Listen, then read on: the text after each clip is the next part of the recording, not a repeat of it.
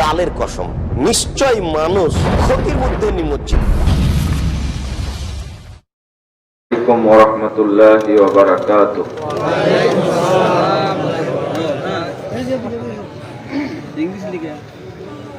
আলহামদুলিল্লাহি ওয়াহদাহু ওয়াসসালাতু ওয়াসসালামু আলা মান লা নাবিয়্যা বা'দাহু। আউযু বিল্লাহি মিনাশ শাইতানির রাজীম।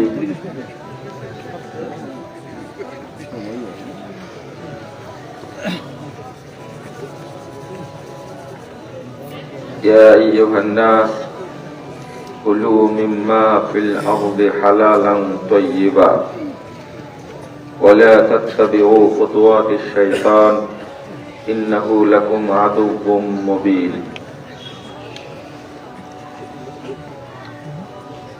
عن أبي بكر رضي الله عنه قال قال رسول الله صلى الله عليه وسلم لا يدخل الجنة جسد غذي بالحرام. رواه الطبراني في الأوسط بإسناد صحيح.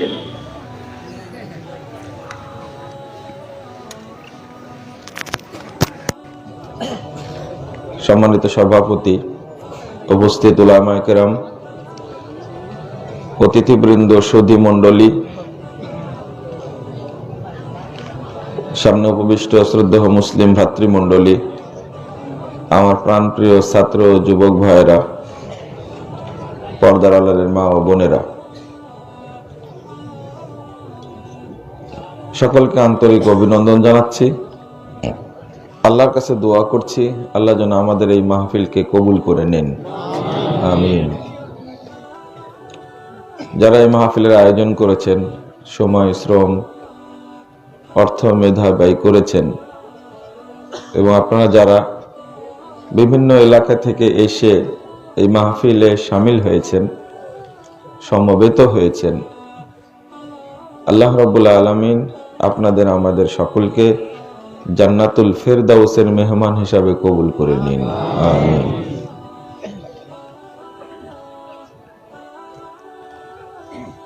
বন্ধুরা আমার, হারামের কুপ্রভাব,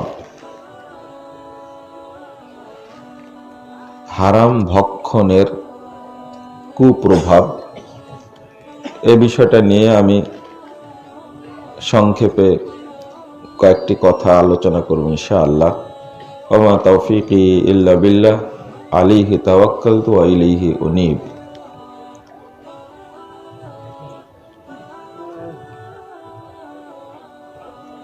আপনারা যারা রাস্তাঘাটে আছেন তাদেরকে প্যান্ডেলে এসে বসে আলোচনা শোনার জন্য অনুরোধ করছি। মা বোনেরা যারা আছেন তাদেরকে অনুরোধ করছি আপনারা শান্তভাবে আলোচনা শুনবেন। একটা আলোচনা শোনা আর একটা বোঝা, উপলব্ধি করা। আলোচনা শোনার পরে এটা উপলব্ধি করবেন এবং সেটা নিজের সার্বিক জীবনে বাস্তবায়ন করবেন। কেউ ইনশাল্লাহ বললেন না, জোর করে বলালে আর কি হয়? মনে থাকবে কি করে? জং ধরে ধরে মানে অন্তরটা তো একবারে কালো হয়ে আছে।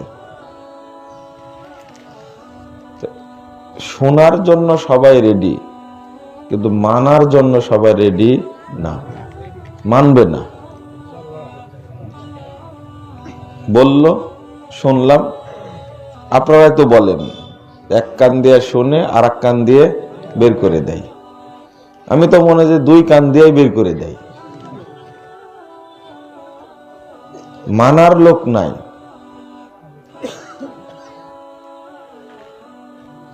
আগে যত জালসা সমাবেশ হতো তার চেয়ে এখন বেশি হচ্ছে না কম হচ্ছে? বেশি হচ্ছে। আগে যত মানুষ পরহেজগার ছিল এখন তত মানুষ পরহেজগার না ধোঁকাবাজ? ধোঁকাবাজি বেশি। এটাই হলো বড় পার্থক্য। আপনাদের অনুরোধ করব, আপনারা এই যে কথাটা শুনলেন, আপনারা যে কথাটা শুনছেন, কি দিয়ে শুনছেন? চোখ দিয়ে, কান দিয়ে, তাই না? কথাটা ভালো বুঝেন। দেখছেন কি দিয়ে? চোখ দিয়ে দেখছেন, আর কান দিয়ে শুনছেন। এই শোনা এবং দেখাটা যদি আপনার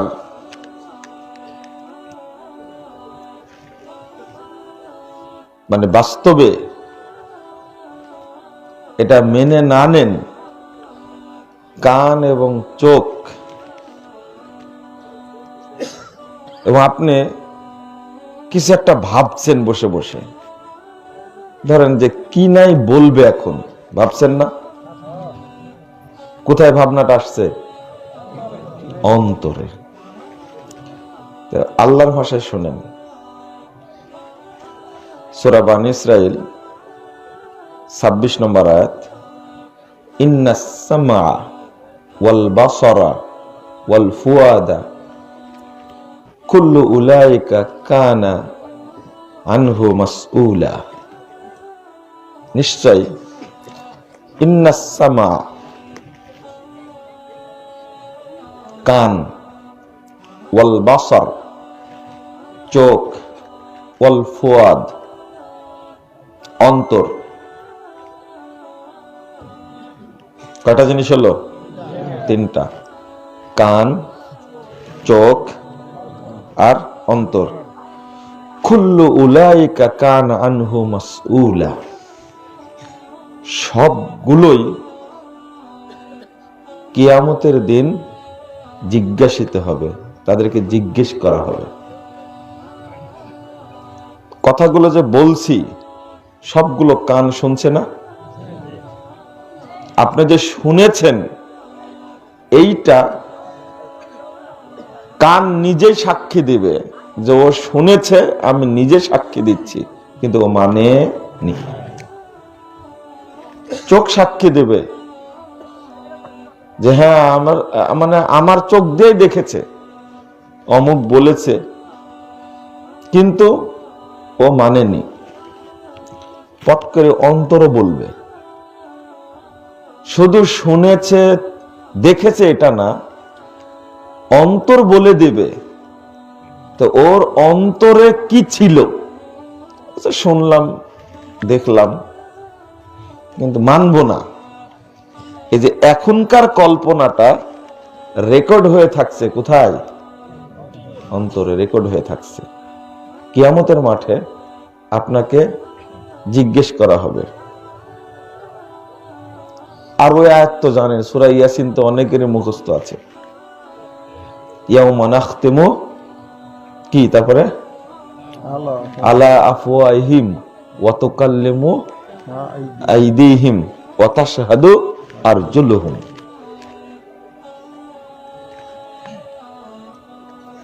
মুখে আল্লাহ রাব্বুল আলামিন মোহর মেরে দিবেন, বন্ধ করে দিবেন। কথা বলবে কি? হাত। সাক্ষী দিবে কে? পা। তাশহাদু আরজুলুহুম, তাদের পা কি করবে? সাক্ষী দেবে। হেঁটে আসছেন না? হেঁটে আসছেন, সাইকেলে আসছেন, এগুলো সব কি দিবে? সাক্ষী দিবে। এখন আপনার মনে হচ্ছে তাহলে না আসাই ভালো ছিল, তাই না? আমি তো আপনাদের মনের খবর জানি না, কারো মনে এটা হতেও পারে যে তাই তো, না শোনাই তাহলে ভালো, না যাওয়াই তাহলে ভালো।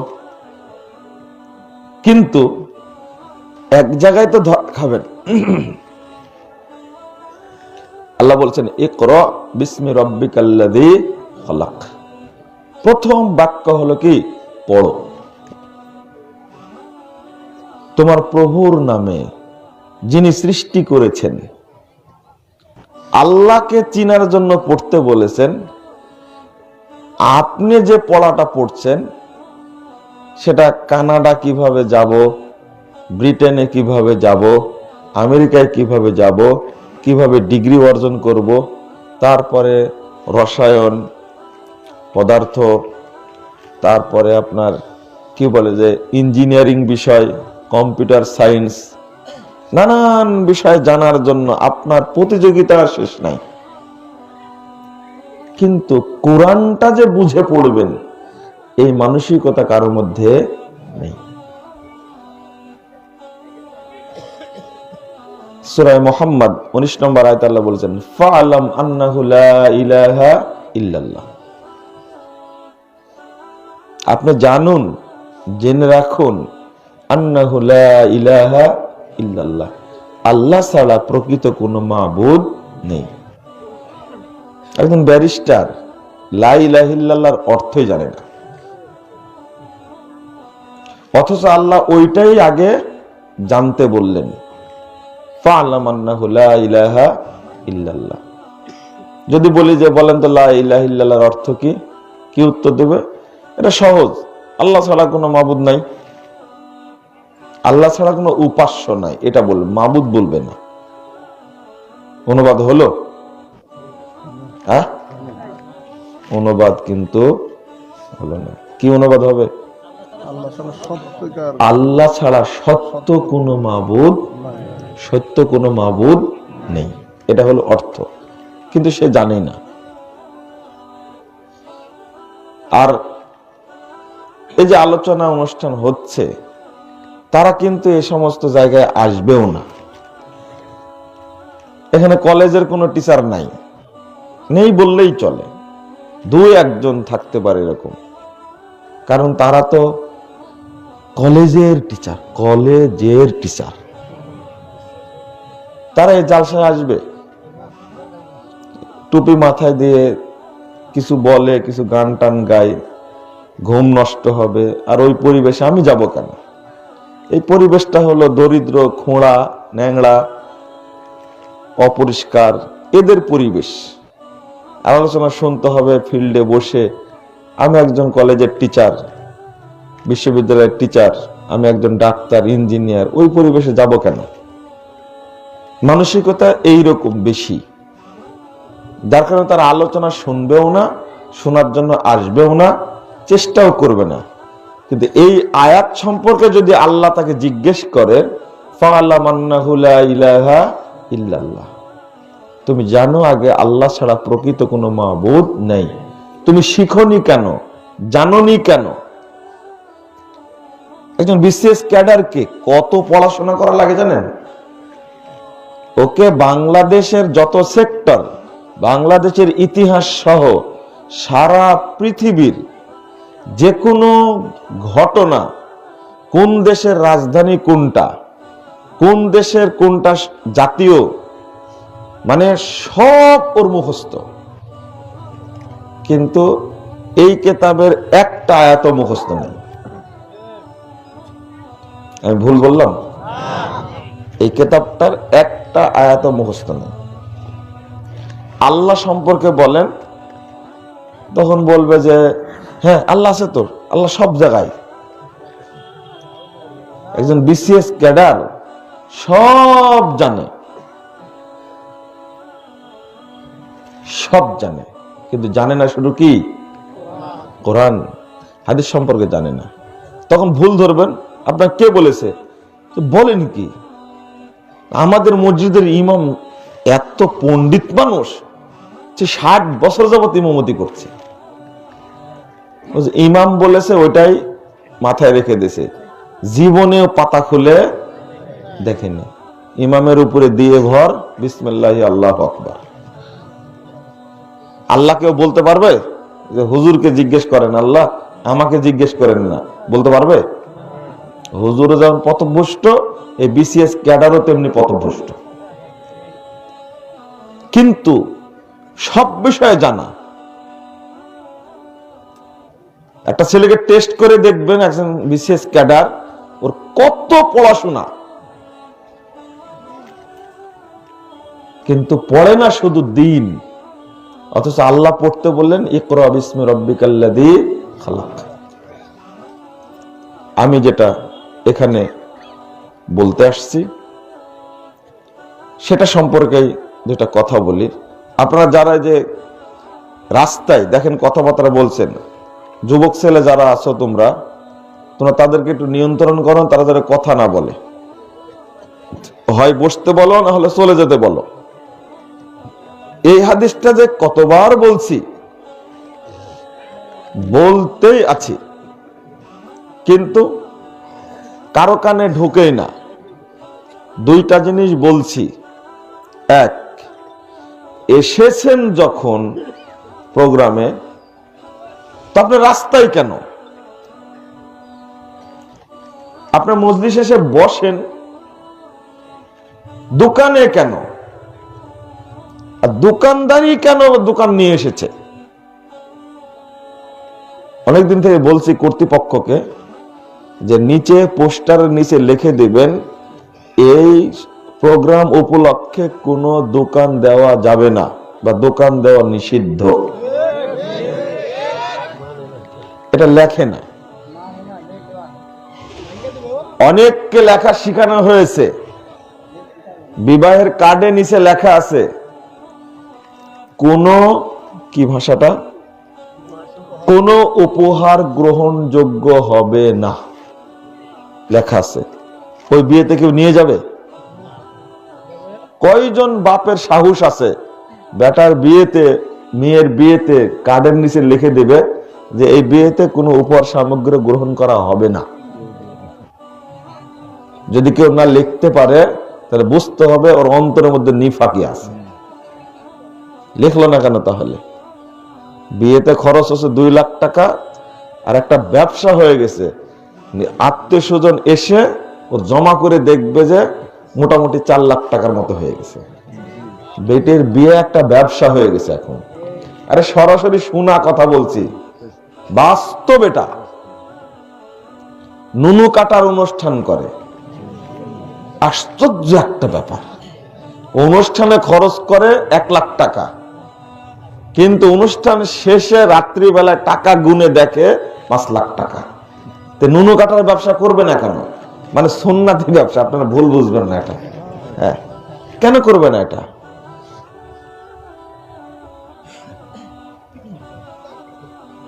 তো আমাদের অভ্যাসটা এরকম হয়ে গেছে যে আসছেন প্রোগ্রামে, আপনারা ঘুরে বেড়াচ্ছেন। দোকান যদি তুলে দেওয়া হতো তাহলে ওখানে মানুষ যেত না। যারা জিলাপি খেতে এসেছে, সারাদিন কি করেছিলেন আপনারা? জিলাপি এখনো খেতে হবে? আর এই বাদাম খাওয়া ছাড়তে বললাম, এখনো ছাড়েননি আপনারা। বক্তব্য সময় আপনি বাদাম চাবাচ্ছেন, পান চাবাচ্ছেন। এটা মনোযোগ দিবেন আপনি না, দিব্যি বাদাম ছিলছেন, কথা যে কোন দিক থেকে কোন দিকে গেল ওটা হিসাবই নাই আপনার। মনোযোগ না থাকলে কি করে হবে? বাদাম টিপে মুখে দেওয়া আবার চাবানো, স্বাদ অনুভব করবে না বক্তব্য অনুভব করবে? আমি বলি যে বাদাম হাতে রাখবেন না। সারাদিন কি করেছিলেন? আজকে যেহেতু প্রোগ্রামে যাওয়া লাগবে, আমি সকাল থেকে বিকেল পর্যন্ত বাদামই খাই, তারপরে যে মাহফিলে বসি। হাদিসের কথাটা বলছি, আপনারা শুনেন। আজকে একটা সুযোগ নিতে পারতেন আপনারা। 1556 নম্বর হাদিস, তাবরানী আওসাতের মধ্যে এসেছে। রাসূল সাল্লাল্লাহু আলাইহি ওয়াসাল্লাম বলছেন, মা জালাসা কওমুন ইয়াযকুরুনাল্লাহ, কিছু মানুষ যখন বসে আল্লাহকে স্মরণ করে, আল্লাহর দ্বীনের পর্যালোচনা করে, কিতাবের পর্যালোচনা করে, যখন বৈঠক শেষ হয়ে যায়, ইল্লা নাদাহুম মুনাদিম মিনাস সামা, আসমান থেকে আল্লাহ তাদেরকে ডাক দেন, বলেন এখন প্রোগ্রাম শেষ, কুমু মাগফুরাল লাকুম, তোমরা এখন চলে যাও, তোমাদের সবাইকে ক্ষমা করে দেওয়া হয়েছে। কে বলেন এটা? আল্লাহ বলেন। ক্ষমা করার মালিক কে? আল্লাহ বলেন যে কুমু মাগফুরাল লাকুম, তোমরা এখন চলে যাও, তোমরা সবাই ক্ষমাপ্রাপ্ত হয়েছে, সবাই ক্ষমা করে দেওয়া হয়েছে। আল্লাহ আরেকটি কথা বলেন, ওয়াবাদদালতু সাইয়্যাতিকুম হাসানাত, তোমরা যত পাপ করেছিলে জীবনে ইতিপূর্বে, আজকে সব পাপগুলোকে নেকিতে পরিণত করে দিয়েছি আমি আল্লাহ। তাহলে এই সৌভাগ্যটা আপনি অর্জন করতে পারলেন না, আপনি ঘুরে বেড়ালেন রাস্তায়, মানে ওই মন মানসিকতা নিয়ে আসেননি।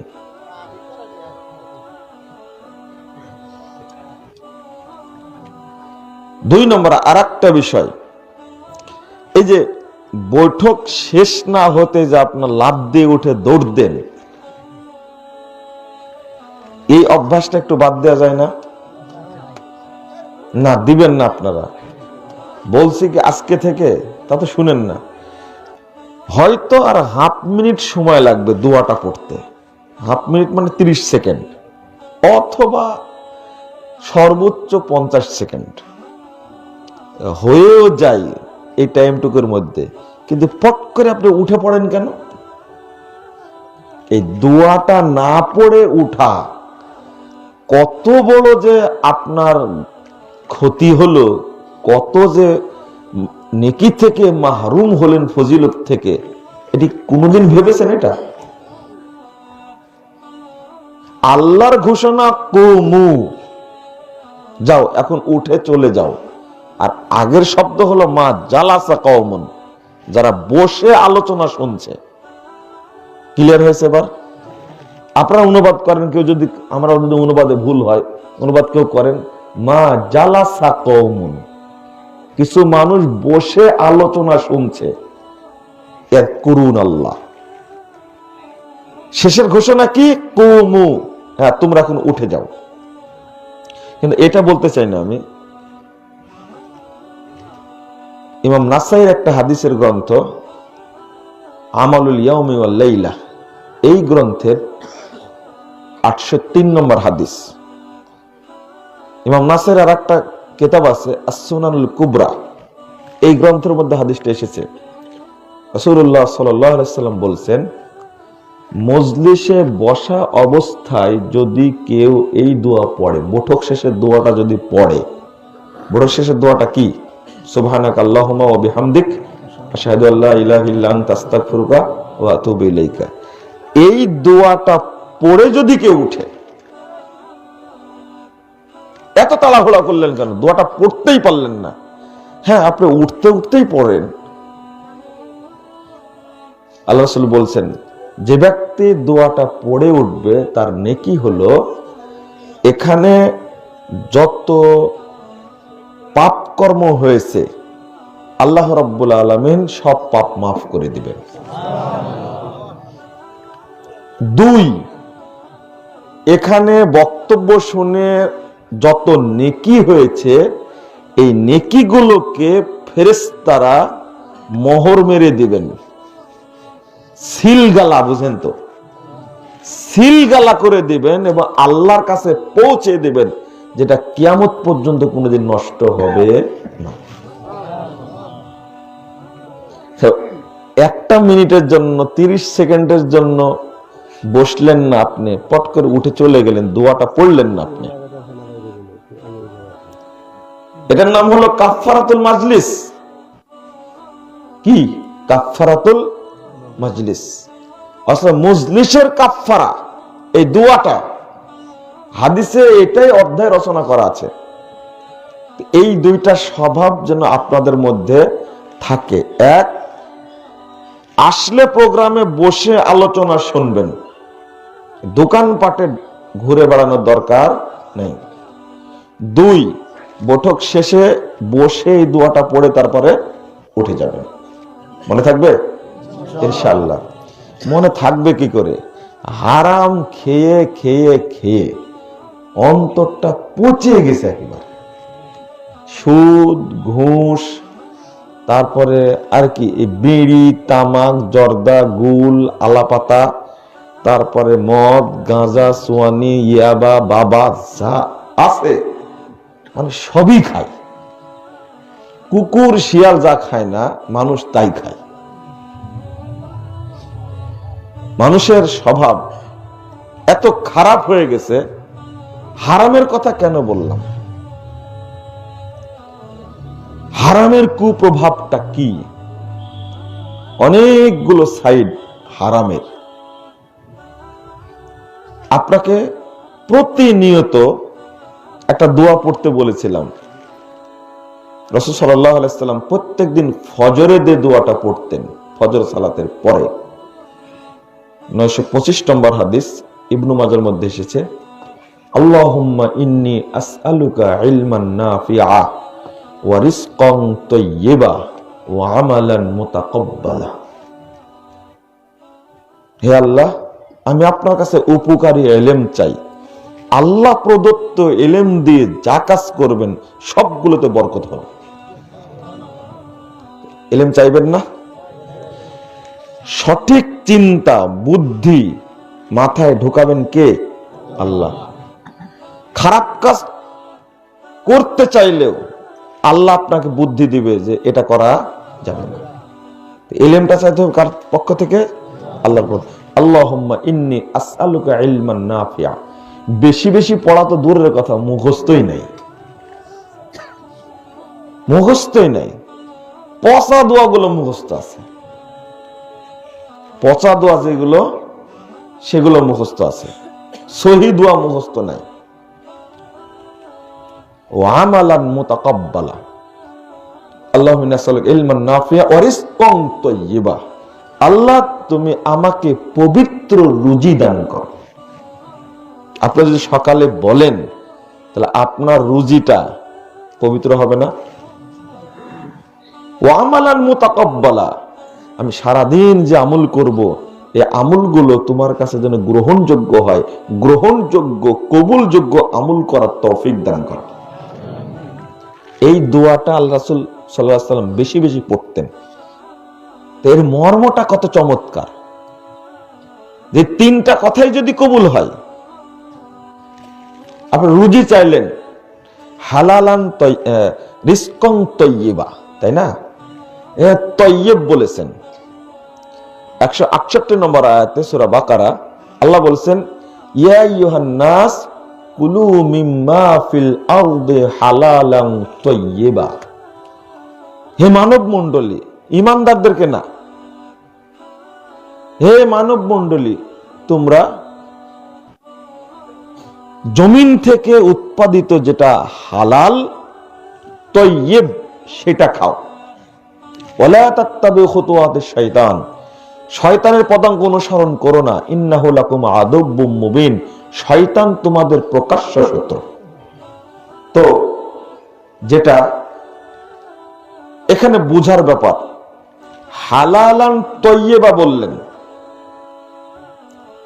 হালাল বললে তো আর তাইয়্যিব বলার দরকার আছে না? আছে। কিন্তু মুমিনদের বেলা যখন বলেছেন, ঠিক 2-3টা আয়াতের পরে, 3টা আয়াতের পরে 172 নম্বর আয়াত, ইয়া আইয়ুহাল্লাযীনা আমানু কুলু মিন তাইয়্যিবাত মিম্মা রাযাকনাকুম। তোমরা তাইয়্যিবটা খাও। এখানে আর হালাল শব্দটা যোগ করেননি। ঘুম ঘুম লাগছে নাকি? আপনাদের তো জান্নাতে রেখে আসছে, এই জন্য মানে জান্নাতে যাওয়ার পরে আর বাহিরে আসার সুযোগ কারো থাকে না, কেউ চাইবেও না। সমস্যাটা ওই জায়গায় হয়েছে। বক্তব্যটা শেষে হওয়ার দরকার ছিল, ও তো শেষ করতে পারেনি মুকাররম। বক্তব্যটা শেষ হয়নি, কিন্তু মনে হলো আমার কাছে আরো কিছু বললে হতো। জান্নাতে যে হতো আপনাদের ঢুকাই দিয়ে গেছে, এই জন্য আর বাহিরের আলোচনা শুনতে ভালো লাগছে না। এটা বাস্তব। জান্নাতের আলোচনা মানে কত মধুর। আমি একটা হাদিস বলে আসলাম কেবলে। তো ঘুম ঘুম যেন না থাকে, বুঝতে হবে। হালালান তাইয়্যিবা। আবার মুমিনদের ক্ষেত্রে শুধু বললেন তাইয়্যিব। আর রাসূল সাল্লাল্লাহু আলাইহি ওয়াসাল্লাম দোয়া শিক্ষা দিলেন, সেটা কি? রিজকান তাইয়্যিবা। হালাল শব্দটা আল্লাহ রাসূল উল্লেখ করেননি। কারণটা কি? আর যখন সমস্ত মানুষকে বললেন ইয়া আইয়ুহান নাস কুলু মিম্মা ফিল আরদি হালালান তাইয়্যিবা, তো অনেক জিনিস হালাল কিন্তু ওটা তৈয়ব না। যেমন কলা খান না আপনারা, হালাল না হারাম? হালাল, কিন্তু যদি চুরি করা হয় জিনিসটা হালাল কিন্তু তৈয়ব না, এজন্য হালালান তৈয়বা বলা হয়েছে। আর চুরি করা না, পচে গেছে তখন খাওয়া যাবে না, পচে গেছে যেহেতু পেট খারাপ করবে, জিনিসটা হালাল কিন্তু তৈয়ব না। দেখছেন আল্লাহর হিকমতের সাথে আপনি পারবেন। আপনিও যেমন আপনার ওয়াইফও তেমন, দুইজনে, আপনি দুর্নীতিবাজ আর আপনার ওয়াইফ হলো খান্নাস। আজকে মাসের 18 তারিখ, তো বিশাল এক বোয়াল মাছ নিয়ে আসছে, 12 কেজি ওজন। তো বউ যেহেতু একই রকম, আপনি আর বউ, দেখা মাত্রই বলছে এই রিঙ্কু তোর নানাকে ফোন দে তাড়াতাড়ি, তোর নানিকে যেন নিয়ে আসে। মানে বউটা ওইরকম, তো একবার জিজ্ঞাসাও করলো না যে তোমার তো বেতন হয়নি, 18 তারিখ এত বড় মাছ কোথায় পেলে? জিজ্ঞেস করার দরকার ছিল না? ও তো চাকরি করে ভূমি অফিসে, ইনকাম ট্যাক্স অফিসে, কাস্টমসে চাকরি করে। ওর টাকার অভাব আছে? কাস্টমসে যারা চাকরি করে, ভূমি অফিসে যারা চাকরি করে, পাসপোর্ট অফিসে যারা চাকরি করে, তাদের কারো রক্ত হালাল, এটা আমার বিশ্বাস হয় না। আমরা ঠিক বললেও ঠিক, না বললেও ঠিক, দরকার নাই। আমরা চিনি, কেউ বুকে হাত দিয়ে বলতে পারবে না যে আল্লাহকে সাক্ষী রেখে বলছি আমি পাসপোর্ট অফিসে চাকরি করি, 1 টাকা খাইনি। থাকতে পারে আল্লাহর কোনো বান্দা, আমি ক্ষমা চেয়ে নিচ্ছি, থাকতে পারে, অবশ্যই হয়তো বা কেউ আছে। আমি যেগুলো সেক্টরের কথা বলা, যারা বিদ্যুতে চাকরি করে, বাংলাদেশটাকে ধ্বংস করেছে, নিজেরাও ধ্বংস হয়েছে। তো ও তো চাকরি করে বিদ্যুৎ অফিসে, 12 কেজি বোয়াল মাছ নিয়ে আসছে, বউটা ওই রকম মাশাআল্লাহ। ওর বলছে তো নানানিক তাড়াতাড়ি, বেটার নাম কি? রিঙ্কু বললাম, তাই না? এইরকম নামই তো রাখবে, নাট বল্টু স্প্রিং, এইগুলো নামই বেশি, ডলার। আপনার নামগুলো জানেন তো, এই মুসলমানের নাম এগুলো, কিন্তু ওই ব্যাকআপটার নাম ভালো, ওই ব্যাকআপটার নাম কিন্তু আব্দুর রাজ্জাক, কিন্তু ওর বেটার নাম ও রাখছে রিঙ্কু, অথবা ডলার রাখছে, টাকা। আমি বলেছি বাঁশ কাঠ এগুলো রাখেন আপনারা। এত খারাপ হয়ে গেছে সমাজটা, পরিবেশটা, যে যত আধুনিক ফালতু নাম রাখতে পারবে সে তত ভালো। আর যদি বউটা ভালো হয়, আচ্ছা এই যে বোয়াল মাছটা যে নিয়ে আসলো, বোয়াল মাছ হালাল না হারাম? হালাল, কিন্তু এটা কেন? এটা হলো কিসের ঘুষ বলছেন না, বলে হারাম টাকা বলেন, আবার অবৈধ বলে যে হারাম টাকা। এটা কি? ও পরিষ্কার বলেন, ইন্নাস সালাতা কানাত আলাল মুমিনিনা কিতাবাম মাওকুতা, নাকি ইন্নাস সালাতা তানহা আনিল ফাহশাই ওয়াল মুনকার, সালাত বিরত রাখে। আরে অনুবাদটা করো সরাসরি, সালাত বাধা দেয়। তুমি এত ভাষাবিদ, বাংলাদেশের মানুষকে চাঁচাছোলা কথা না বললে তো বুঝে না। এত সুন্দর সাহিত্যিক অনুবাদ করব, কিছুই বুঝবে না, সোজা অনুবাদ করো। এই মাছটা কিসের টাকা কিনা? হারাম টাকা। আর যদি বউটা ভালো হয়, দিনদার হয়, ও প্রথম বলবে যে কি ব্যাপার, এত বড় মাছ কোথায় পেলে, তোমার তো বেতনই হয়নি। তখন ও বলবে কি জানেন, বদের হাড্ডি, বলবে যে আরে তুমি রান্না করো আগে, পরে শোনো।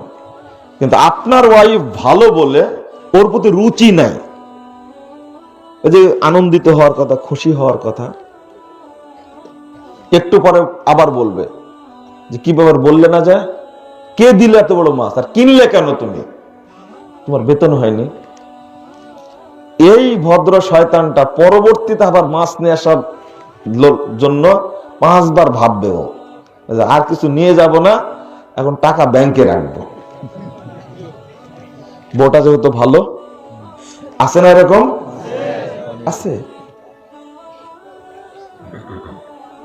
আল্লাহ রাব্বুল আলামিন কেন বলেন হালালান তাইয়্যিবা? হালাল হতে হবে, সাথে কি তাইয়্যিব হতে হবে, উপযোগী হতে হবে খাওয়ার। গরুর গোশত খাওয়া হালাল না হারাম? কিন্তু ডাক্তার আপনাকে বলে দিয়েছে হার্টের সমস্যা, এক পিছু খেতে পারবেন না, আপনার জন্য কি জায়েজ না? মানে হালাল, কিন্তু আপনার জন্য খাওয়া তাইয়্যিব না। কথা বুঝেছেন? মিষ্টি, টাঙ্গাইলের মিষ্টি রাষ্ট্রপতির দপ্তরে দেওয়া হয়, সেটাও জানি আমি, কিন্তু আপনার ডায়াবেটিস 36, এখন কি হবে? মিষ্টি খাওয়া আপনার জন্য কি আবার হারাম বলছেন কেন? মৃত্যু বলে দিচ্ছেন আপনার না? আমি বলছি আপনার জন্য খাওয়াটা কি ঠিক না, উপযোগী না, কিন্তু মিষ্টি হালাল। আর যদি ঘুষের মিষ্টি হয় তবুও মনে করবেন যে ওইটাও ডায়াবেটিস। তাহলে আল্লাহর হিকমতটা দেখেন, হালালান তাইয়্যিবা। বিরক্ত হচ্ছেন? আগে তো ওয়াজ হয়ে গেছে, এখন যেটা আপনাকে বলতে চাচ্ছি সেটা হলো প্রত্যেকটা ক্ষেত্রে আপনি খেয়াল করবেন। এখন তো খেয়াল করবেন না, আমরাই খেয়াল করি না, কার বাড়িতে রাখে আর কার বাড়িতে খেতে দেয় চিন্তাও করি না। সবচেয়ে ভালো বাড়ি যেটা, বড় সুদখোর সুন্দর বাড়ি, ওই বাড়িতে আমাদের খাওয়ার ব্যবস্থা করে। আপনাদের বলছি না কিন্তু, রাগ করবেন, আপনারা ভালো মানুষ আলহামদুলিল্লাহ। আমাদের কথা বলছি, আমরা তো খেয়াল করি না, বাড়িটা খুব সুন্দর, কিন্তু আসলে কি হালাল টাকার করা না বড় সুদখোর এই এলাকা, সেই খবরটা আমরা নেই না। আপনাকে ওই চিন্তাটা করতে হবে যে হালালের সাথে সাথে এটা তাইয়্যিব কি না। যেমন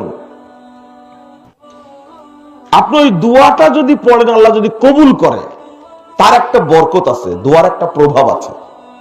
বাজারে গেছেন, একটা কাঁঠাল কিনলেন, কাঁঠাল কিনে নিয়ে এসে দেখছেন, কেটে দেখছেন যে কাঁঠালটা পুরোটা ভিতরে পচা, এটা খাওয়া যাবে? আল্লাহর কাছে চেয়েছেন রিজকান তাইয়্যিবা, উপযোগী পবিত্র রুজি দাও। যদি দোয়া কবুল হয়, কাঁঠাল যতই ভালো মনে হোক না কেন আপনার কাছে, কিন্তু মন চাইবে না এটা কিনতে, ভালো যেটা আল্লাহ আপনাকে ওটাই কিনাবে। এইটা হলো দোয়ার বরকত। বুঝাতে পারলাম? দোকানদার যতই বদ হোক না কেন, যতই চাকচিক্যময় হোক না কেন, আপনাকে দোকানদার ঠগাতে পারবে না। আপনার চোখে ভালোই লাগবে না, মাথায় চিন্তা আসবে না যে না এটা দরকার না, এটাই নেই, এটা ভালো। তাহলে এই দুয়ার মধ্যে একটা বরকত আছে, ওইটা তো চিন্তা করি না। তো সব সময় গ্রহণ করতে হবে কোনটা? হালাল, পাশাপাশি কি যেন হয়? তাইয়্যিব যেন হয়। তাইয়্যিব যেন হয় অবশ্যই। অনেকের অনেক জিনিস খাওয়া নিষিদ্ধ, তাই না? নিষিদ্ধ তো অনেক কিছু খাওয়া, অথচ হালাল। তারপর আল্লাহ বলেছেন ওয়ালা তাত্তাবিউ খুতুওয়াতিশ শয়তান, শয়তানের পদঙ্ক অনুসরণ করো না। হারাম খাওয়া অভ্যাস হলো শয়তানের। কার অভ্যাস? শয়তানের। অতএব ওই হারাম পথে যাওয়া যাবে না। এবং মুমিন যদি হন, আল্লাহ ওই জায়গায় বলেছেন কুলু মিন তাইয়্যিবাত, আমি যা রুজি দান করেছি, তাইয়্যিব বললে আর হালাল বলার দরকার হয় না। মানে হালালটা অতিক্রম করে কি হয়েছে? ও তাইয়্যিব হয়েছে। এই জন্য মুমিনদেরকে তাইয়্যিবের কথা বলেছেন। আর একটা নাস দ্বারা সমস্ত মানুষকে ইনক্লুড করলেন কেন আল্লাহ? মুমিনদের ক্ষেত্রে তাইয়্যিব উল্লেখ করলেন কেন? মানুষ হিন্দু, খ্রিস্টান, বৌদ্ধ এরা মুসলমান না হলে মানুষ তো মানুষ না কেন? এই তাদেরকেও এর মধ্যে ইনক্লুড করে, অন্তর্ভুক্ত করে বলার উদ্দেশ্যটা কি? মানে হারামের একটা প্রভাব আছে, সেই হিন্দু হোক, খ্রিস্টান হোক, বৌদ্ধ হোক, মুসলিম হোক, যে কোনো প্রকারের জাতি হোক না কেন, হারামের প্রভাব আছেই। গরুকেও যদি হারাম খান তবুও প্রভাব আছে। কিভাবে? আর একটা হাদিস বলি তাহলে বুঝবেন। 2274 নম্বর হাদিস ইবনু মাজার মধ্যে এসেছে, রাসূল সাল্লাল্লাহু আলাইহি ওয়াসাল্লাম বলছেন, আর রিবা সাবউনা জুজা, সুদের পাপের ভাগ হলো 70টা। কয়টা? 70টা। কেউ 1 টাকা সুদ খেলে 70 প্রকার পাপ হয়। তার মধ্যে ছোট প্রকারটা, ছোট ভাগটা হলো আইয়ান কিহার রজুলু উম্মাহ, কোন ব্যক্তি যেন তার মায়ের সাথে জেনায় লিপ্ত থাকে। আমি নাউজুবিল্লাহ শুনতে চাইনি। সুদ জীবনে খাবেন না, নিবেন না, দিবেন না, লিখবেন না, এইটা মনে মনে প্রতিজ্ঞা করলেই হবে।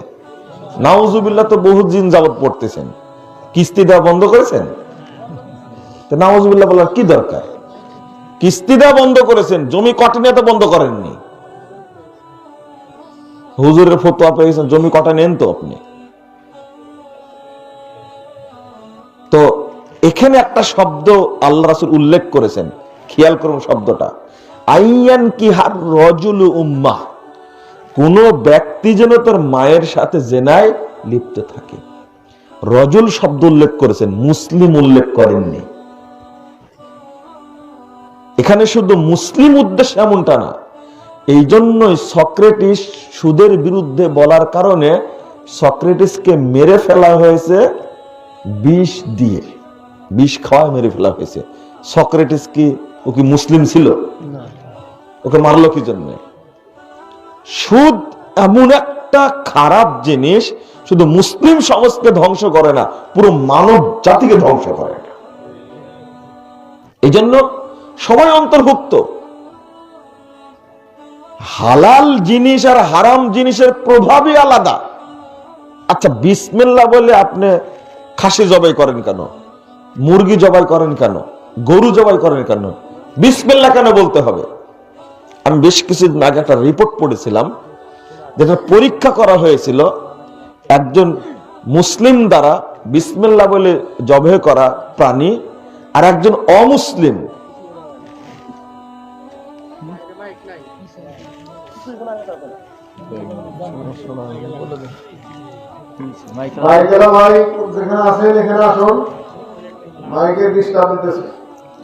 তো আমি আশ্চর্য হলাম, আপনারা শুনতে পাচ্ছেন? আশ্চর্য হলাম, সে রিপোর্টে লিখছে যে যতগুলো জীবাণু থাকে বিসমিল্লাহ বলে জবাই করেছে যেটা, সেইটা পরীক্ষা করে দেখছে এর মধ্যে কোনো জীবাণু নাই। আর যেটা একজন মুশরিক জবাই করেছে, ও তো আল্লাহর নাম বলেনি, ওর মধ্যে কি পাওয়া গেছে? জীবাণু পাওয়া গেছে। নাউযুবিল্লাহ। এটা হলো বিসমিল্লাহ কেন বলেছেন। বিজ্ঞান আস্তে আস্তে সবকিছু প্রমাণ করে দিচ্ছে, আরো প্রমাণ করে দিবে, আস্তে আস্তে ইনশাআল্লাহ পরিষ্কার হয়ে যাবে। আমি যেটা বলছি যে ওই পশুটা খাচ্ছে এমনিতে জবাই করে, অথবা মূর্তি বা প্রতিমা বা আপনারা যে কি বলে হিন্দুদের সব দেবদেবীর নাম নিয়ে বা খ্রিস্টান দেবদেবীর নাম নিয়ে জবাই করছে, ওটা কি পবিত্র হবে? না, ওটা পবিত্র হবে না, হওয়ার কোনো সুযোগ নাই। আবার মনে করেন না যে গরু চুরি করে নিয়ে এসে যদি বিসমিল্লাহ বলে জবাই করি তাহলে কিন্তু পবিত্র হয়ে যাবে মনে হয় নাকি? না, কিছু কিছু ভদ্র শয়তান আছে এই চিন্তাটাও করে, মদ খাওয়া হারাম, কিন্তু ওইটা চিন্তা না করে যে মানে এই ওর গোফটা মুসটা এত বড় হয়েছে, মদ খাওয়ার সময় বলছে যদি মদের সাথে এই মুসটা লেগে যায় তাহলে নাপাক হয়ে যাবে, তো মুসটা চেড়ে মদটা পান করছে। কারণ কিন্তু বেকুব যে মদ পান করছে এটাই যে হারাম ওর চিন্তা নাই, ওই হিসাবটা নাই। তা আমাদের মধ্যে হারাম যেভাবে ঢুকেছে, আল্লাহ রাব্বুল আলামিন বলছেন সূরা আরাফ 157 নম্বর আয়াত, ইউহিল্লু লাহুমুত তাইয়্যিবাত ওয়া ইউহাররিমু লাহুমুল খাবাইস। আল্লাহ রাব্বুল আলামিন ইউহিল্লু লাহুমুত তাইয়্যিবাত, যেগুলো তয়্যিব পবিত্র সেইগুলোকে আল্লাহ হালাল করেছেন, আর যেগুলো অপবিত্র সেইগুলোকে আল্লাহ হারাম করেছেন। তাহলে যত হারাম বস্তু সবগুলো কি বলেন? অপবিত্র। যত হারাম সবগুলো কি অপবিত্র। যত হারাম সবগুলো কি অপবিত্র। এই জন্যই তো অপবিত্র জিনিস ভিতরে ভাইরাসের মতো শরীরের মধ্যে ঢুকে যাচ্ছে, এই হারামগুলো, এই অপবিত্র জিনিস, যার কারণে আপনার চোখ, আপনার কান, আপনার মাথা, আপনার হাত, আপনার পা, আপনার অন্তর যা চিন্তা করে, কর্ম করে, সবগুলো হারাম দ্বারা প্রভাবিত। সবগুলো হারাম দ্বারা প্রভাবিত। হারামখোর, ভাইরাসে আক্রান্ত, অভিযোগ করেন সেজদা করে তৃপ্তি পায় না। তৃপ্তি পাবেন কি করে? ব্যাংকে সুদ আছে কয় লাখ টাকা, লোন নিয়ে আছে কয় লাখ টাকা, ওইটাকে চিন্তা করেন। বিশাল বাড়ি করেছেন, ব্যাংক থেকে লোন নিয়েছেন 30 কোটি টাকা, ব্যাংক থেকে লোন নিয়েছেন 30 কোটি টাকা, আর সেজদা করে তৃপ্তি পান না। সব দোষ হুজুরের। কেন তৃপ্তি পায় না? নামাজ পড়ি, চোখে পানি আসে না কেন? পানি আসবে কি করে? এত হারামের মধ্যে হাবুডুবু খেলে কোনদিন চোখে পানি আসবে? অন্তরটা ফ্রেশ করুন, আল্লাহর প্রতি ভরসা করুন, দেখেন চোখে এমনি পানি আসবে। সেজদা দিয়ে প্রশান্তি পাবেন, সালাত পড়ে প্রশান্তি পাবেন। প্রশান্তি পাবেন না আপনি কোনোদিনই যদি হারাম মুক্ত না হন। আপনি অত সহজ? রাসূল সাল্লাল্লাহু আলাইহি ওয়াসাল্লাম বলছেন, তাবরানী আওসাত 6 নম্বর খন্ড 113 পৃষ্ঠার হাদিস, লা ইয়াদখুলুল জান্নাতা জাসাদুন গুযিয়া বিল হারাম। যে দেহ হারাম দ্বারা গঠিত হয়েছে এই দেহ কখনো জান্নাতে প্রবেশ করবে না। কারণ কি? কারণ কি? ও দেহ তো অপবিত্র। অপবিত্র জিনিস জান্নাতে ঢুকবে না। আপনার যে কাজকর্ম যেগুলো সবই তো হারামের সাথে জড়িত, শুধু একটা সাইড হারামের। তার মধ্যে অন্যতম হলো সুদ, যেভাবে আমাদের মধ্যে ঢুকে গেছে। আর এক্ষেত্রে আলেমরাও দোষী। আমরা যা দিব্যি ফতোয়া দিচ্ছি, ব্যাংকের ইন্টারেস্ট এটা সুদ না, এটা হলো মুনাফা। এক শ্রেণীর টুপিওয়ালা, এই মুথা দাড়িওয়ালা বুঝেন তো, মানে ছাটা, এই দাড়িওয়ালারা গৃহপালিত মুফতি দ্বারা ডেস্টিনিকে হালাল করেছিল না? আরে বেকুব, তোর ব্যবসা, তোর ফতোয়া বোর্ড কিসের? আবার ফতোয়া বোর্ড থাকবে প্রতিষ্ঠানের, মাদ্রাসার আলেম দ্বারা ফতোয়া বোর্ড গঠিত হবে, সেখান থেকে ফতোয়া হবে। ব্যাংকের আবার ফতোয়া বোর্ড খুলেছে, গৃহপালিত মুফতি দিয়ে ফতোয়া বোর্ড খুলেছে ব্যাংকের সুদকে হালাল করার জন্য। আপনাদের স্পষ্ট বলি যে এই সমস্ত তথাকথিত আলেমদের কারণেই আজকে সুদী অর্থনীতি আমাদের কাছে আশ্রয় পেয়েছে। এজন্য ইবাদত হয় না। আমাদেরও দোষ আছে। এক এয়ারপোর্ট থেকে বের হচ্ছি, দেখছি বিশাল এক হুজুরের ছবি ব্যাংকের অ্যাডের মধ্যে। আমি বললাম যে এই যে কিভাবে জাতিকে শেষ করেছে, আরো কত অ্যাড থাকতে পারে, তোর ব্যাংকে অ্যাড দিতে হবে? এই হুজুর কি পথভ্রষ্ট না? স্পষ্ট কথা শুনে রাখুন, বাংলাদেশে ইসলামী কোন ব্যাংক নেই। অনেক বিষয়ের উপর ইসলামী শব্দ যোগ করা হয়েছে, আগামীতেও করা হবে। যদি লেখা হয় ইসলামী মদের কারখানা, কিছু করার থাকবে না আপনার। লেখা থাকে না, এখন তো লেখে যে সরকার অনুমোদিত মদের কারখানা, সরকার অনুমোদিত। তার আগে যে ইসলামী শব্দ যে বসবে না, এটা বলতে পারবেন আপনি? ইসলামী পতিতালয়, এটাও হবে একসময়, আল্লাহ না করুক। আপনি ইসলামী, এই ইসলাম শব্দটা বাংলাদেশের মানুষ ধর্মপ্রাণ, কিন্তু ধর্মভীরু না। গতকালকে প্রধানমন্ত্রী ভাষণে বলেছেন যে বাংলাদেশের মানুষ ধর্মপ্রাণ, ধর্ম অন্ধ না। আমি দ্বিমত পোষণ করি এই কথায়। ধর্মপ্রাণ, ধর্মভীরু না। তারা যেমন ধর্মপ্রাণ, তেমনি তারা ধর্ম অন্ধ। এই তাকলিদের কারণে জাতি আজকে পথ দেখতে পাচ্ছে না।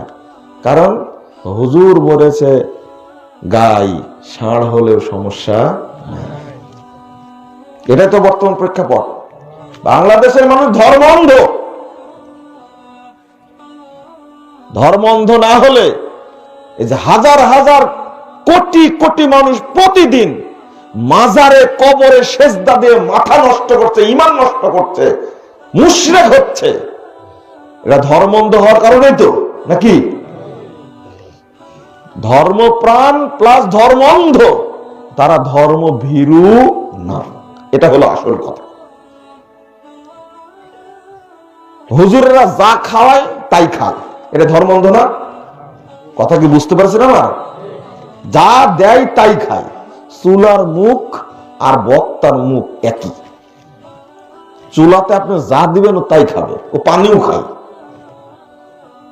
ঠিক বক্তার মুখ, ইমামের মুখ, খতিবের মুখটা একবার চুলার মুখের মতো, একবার যা দিবেন তাই খাবে। ইবনে উমর রাদিয়াল্লাহু আনহু বলছেন, উমর রাদিয়াল্লাহু আনহু বলছেন, একজন বক্তা এসে ওয়াজ করে চলে গেল, আকসারাল কালাম, কথাটা অতিরঞ্জিত করলো। তো উমর রাদিয়াল্লাহু আনহু বলছেন যে ইন্না কাসরাতাল খুতাব কাশাকাশিকি শয়তান, বক্তাদের এই বক্তব্য, অতিরঞ্জিত বক্তব্য যেন শয়তানের বমির মতো। বক্তা ওয়াজ করে না, কি করে? শয়তান যেমন বমি করে ওইভাবে কি বমি করে। কথা বলে, দলিল আদিল্লা কিচ্ছু নাই। কেতাবে আছে, হুজুরে বলেছে, বুজুর্গ বলেছে, শায়েখ বলেছে, মাশায়েখ বলেছে, পীর বাবা বলেছে, ফকির বাবা বলেছে, এইগুলোই বক্তব্য। কোরআন হাদিসের কথা বলে না, আর ওইটাই পাবলিক খাই। বর্তমানে যেভাবে আমরা হারামের সাথে জড়িয়ে পড়েছি, আর এই প্রভাবের কারণে হারাম কাকে বলে, প্রশাসন থেকে শুরু করে সরকারি আমলা যত আছে, যে যত বড় আমলা সে তত বড় দুর্নীতিবাজ। আপনি যাবেন কোথায়? আপনি ঠিক বলছেন মানে আপনার এই ঠিক বলাটা আমার পছন্দ না। কারণ হলো আপনিও জমি কটে নিয়ে ব্যবসা করেন, তো ওইটা হারাম না? না, ওইটা হারাম না। মেম্বার চেয়ারম্যান চুরি করলো, এটাই হারাম, তাই না? আপনার জমি আজকে মাপতে যাব, চলেন। আপনি জমি ছিল 5 কাঠায়, 5 বছরে 6 কাঠা হয়ে গেছে। এটাকে চুরি না? এটা ফসল নষ্ট করেন, এটা চুরি না? আমি যখন বলতে শুরু করি কাউকে ছাড় দেয়া বলি না। আপনি এটা কোথায় পেলেন? কে বলেছে আপনাকে? সহিহ বুখারীর 2339 নম্বর হাদিসটা খুলুন। রাসূলুল্লাহ সাল্লাল্লাহু আলাইহি ওয়াসাল্লাম বলেছেন, তুমি জমি লিজ নাও। জমি কি করো? লিজ নাও, এটা জায়েজ, কিন্তু কর বন্ধক চলবে না। আগে ছিল খাই খালাসি, ছিল না? জমি আপনার 3 বছরের জন্য নিয়ে নিয়েছেন, 3 বছর শেষ হয়েছে, লোক ফিরে পেয়েছে, অথবা পরে আবার পুনরায় দিয়েছে। 3 বছরে 50,000 টাকা আপনি নিয়েছেন, 3 বছর শেষ, জমির মালিক জমি ফেরত পাবে। টাকা ফেরত দিবে নাকি? না। এটা আগে ছিল তো, তাই না? ওই তখন যে শুয়োরের রক্ত খাওয়া যাচ্ছিল না, ওই জন্য ওটা বাদ হয়ে গেছে, সুন্নাতটা বাদ হয়ে গেছে, সুদটা এখন মানুষের উপরে জেকে বসেছে। এখন কিভাবে বসেছে? ওই 50,000 টাকা যতদিন না দিবে ততদিন ওই হারাম খেতেই থাকবে। এটাই হারাম, এটাই হারাম, এটাই হারাম। আবার খিচুড়ি পাকাবেন না কিন্তু। কোন হুজুর এসে বলবে কি এটা জায়েজ? কিভাবে জায়েজ করছে জানেন? মাথা ঠিক আছে তো আপনাদের এখনো? আচ্ছা, একটু হিসাব করেন। স্থাবর আর অস্থাবর, স্থাবর জমির ক্ষেত্রে এক বিধান, মনে থাকবে। 2, অস্থাবর বস্তুর ক্ষেত্রে আর এক বিধান। 3, ফলের বাগানের ক্ষেত্রে আর এক বিধান। 4, গরু ছাগলের ক্ষেত্রে আর এক বিধান। মনে থাকবে? মনে থাকবে না, রাত 12টা বেজে গেছে। জমি লিজ নেওয়া জায়েজ। জমি লিজ নেওয়া কি? কটে নেওয়া হারাম। 1, গাছ। এখন হুজুর এসে বলে দিয়েছে লিজ নেওয়া যেহেতু জায়েজ, আমের বাগানও লিজ নেওয়া কি জায়েজ। এই জন্য আমের বাগান, লিচুর বাগান, বড়োর বাগান, তারপরে কলার বাগান, পেয়ারার বাগান, যত ফলের বাগান, এখন তো ড্রাগন ফলও হচ্ছে, এই ফলের বাগানগুলো লিজ নিচ্ছে 5 বছর 10 বছরের চুক্তিতে। আপনাদের এলাকায় তো আম অত নাই, রাজশাহীতে আম বেশি, ব্যবসাটাও বেশি, হারামও খায় বেশি। এই বাগানটা নিয়ে নিচ্ছে 5 বছরের চুক্তিতে, বাগানটা নিচ্ছে। হুজুরের ফতোয়া, যেহেতু 5 বছরের চুক্তিতে, 2 বছর, 5 বছর, 7 বছর চুক্তিতে জমি লিজ নেওয়া জায়েজ, বাগানও লিজ নেওয়া কি জায়েজ। দেখছেন কোথাকার পানি কোথায় লাগাইছে। বাগানের ক্ষেত্রে যে আর এক বিধান, এটা কিন্তু তার জানা নাই। 3997 নম্বর হাদিস, 94 নম্বর হাদিস সহিহ মুসলিমের মধ্যে এসেছে, আনিল মুআওয়ামা, অর্থাৎ ফলের বাগান 1 বছর 2 বছরের চুক্তিতে, 5 বছর চুক্তিতে বিক্রি করা কি নিষিদ্ধ। ওইটাই চলছে এখন। হাজী সাহেব হজ করতে যাচ্ছে, বাগানগুলো 5 বছরের চুক্তিতে দিয়ে হজে যাচ্ছে, আমার কাছে দোয়া চাচ্ছে, চাচা হজে যাচ্ছে দোয়া করবেন। আমাদের হুট করে হজে যাওয়ার সিদ্ধান্ত, মানে ওই সিদ্ধান্ত, টাকা পয়সা তো নাই, বাগানগুলো সব লিজ দিয়ে দিছি 5 বছরের চুক্তিতে, দিয়ে হজে যাচ্ছে। আমি বললাম চাচা কাজ একখান করেছেন আপনি? হ্যাঁ, এছাড়া কোনো উপায় ছিল না। হজ কিন্তু বাগানে থাকবে, বিমানবন্দরে যাবে না। বলেন এইভাবে বাগান লিজ দিয়ে, লিচু বাগান, আমের বাগান লিজ দিয়ে হজ করলে হজ হবে? না বলতে খুব কষ্ট হচ্ছে, তাই না? বিধান মানতেই হবে। কত হাজি জানে না এটা, কত হাজি এটা জানে না যে এইভাবে অর্থ ইনকাম করা হারাম, চলবে না। ওইভাবে চলে যাচ্ছে হজে। এক। 2 নম্বর হলো জমি নেওয়া না জায়েজ, কট, কিন্তু এটা নেওয়া কি জায়েজ। আমি টাঙ্গাইলে এসেছি আপনাদের কাছে, আমার টাকা পয়সা নাই।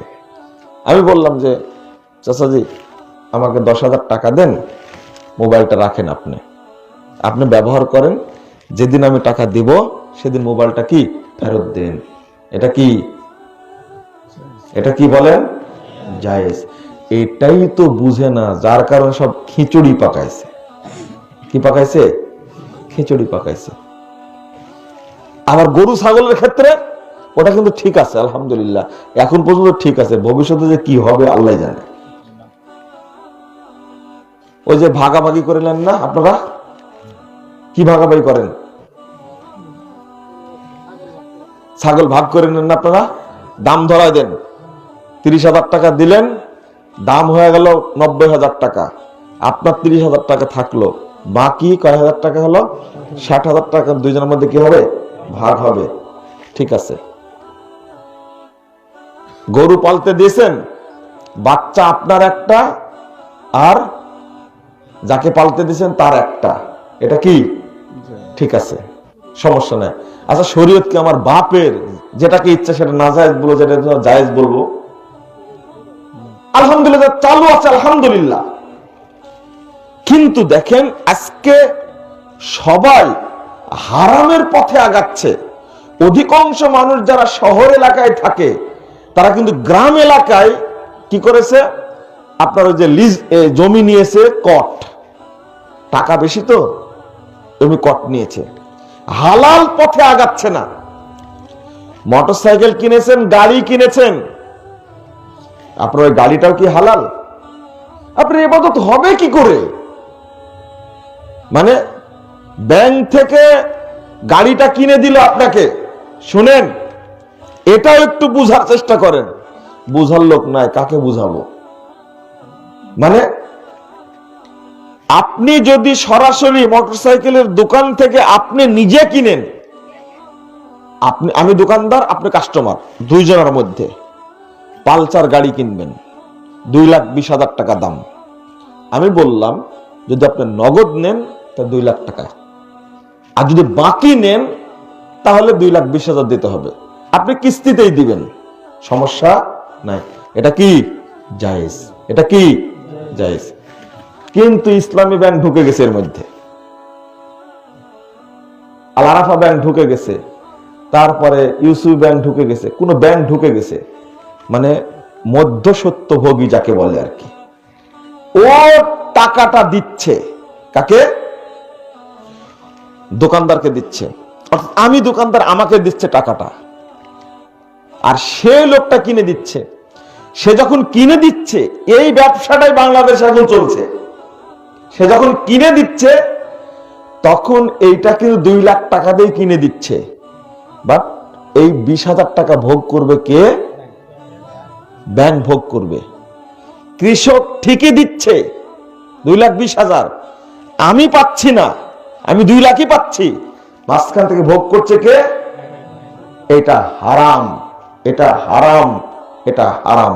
এই মধ্যস্বত্বভোগী হারাম। আজকে বুঝায় বললাম, যারা গাড়ি কিনছেন, বাড়ি কিনছেন, ব্যাংকের সাথে চুক্তি করে এইভাবে,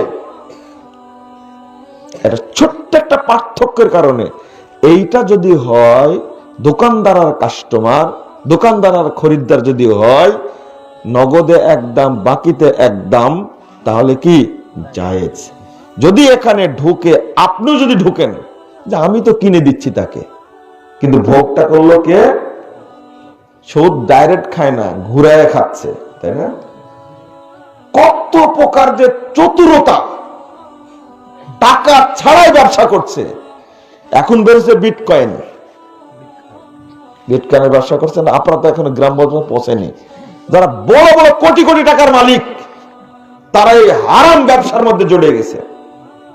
আমার উপরে রাগ করে মানুষ যে আপনি এইগুলো বিষয় নিয়ে কথা বলেন কেন? ওয়াজ করুন ওয়াজের মতো, মানুষ একটু কাঁদবে, একটু হাসবে, তো জবাই করবো, তুই আসি বসে দেখ। আমাদের আলোচনা মানুষ শুনে না।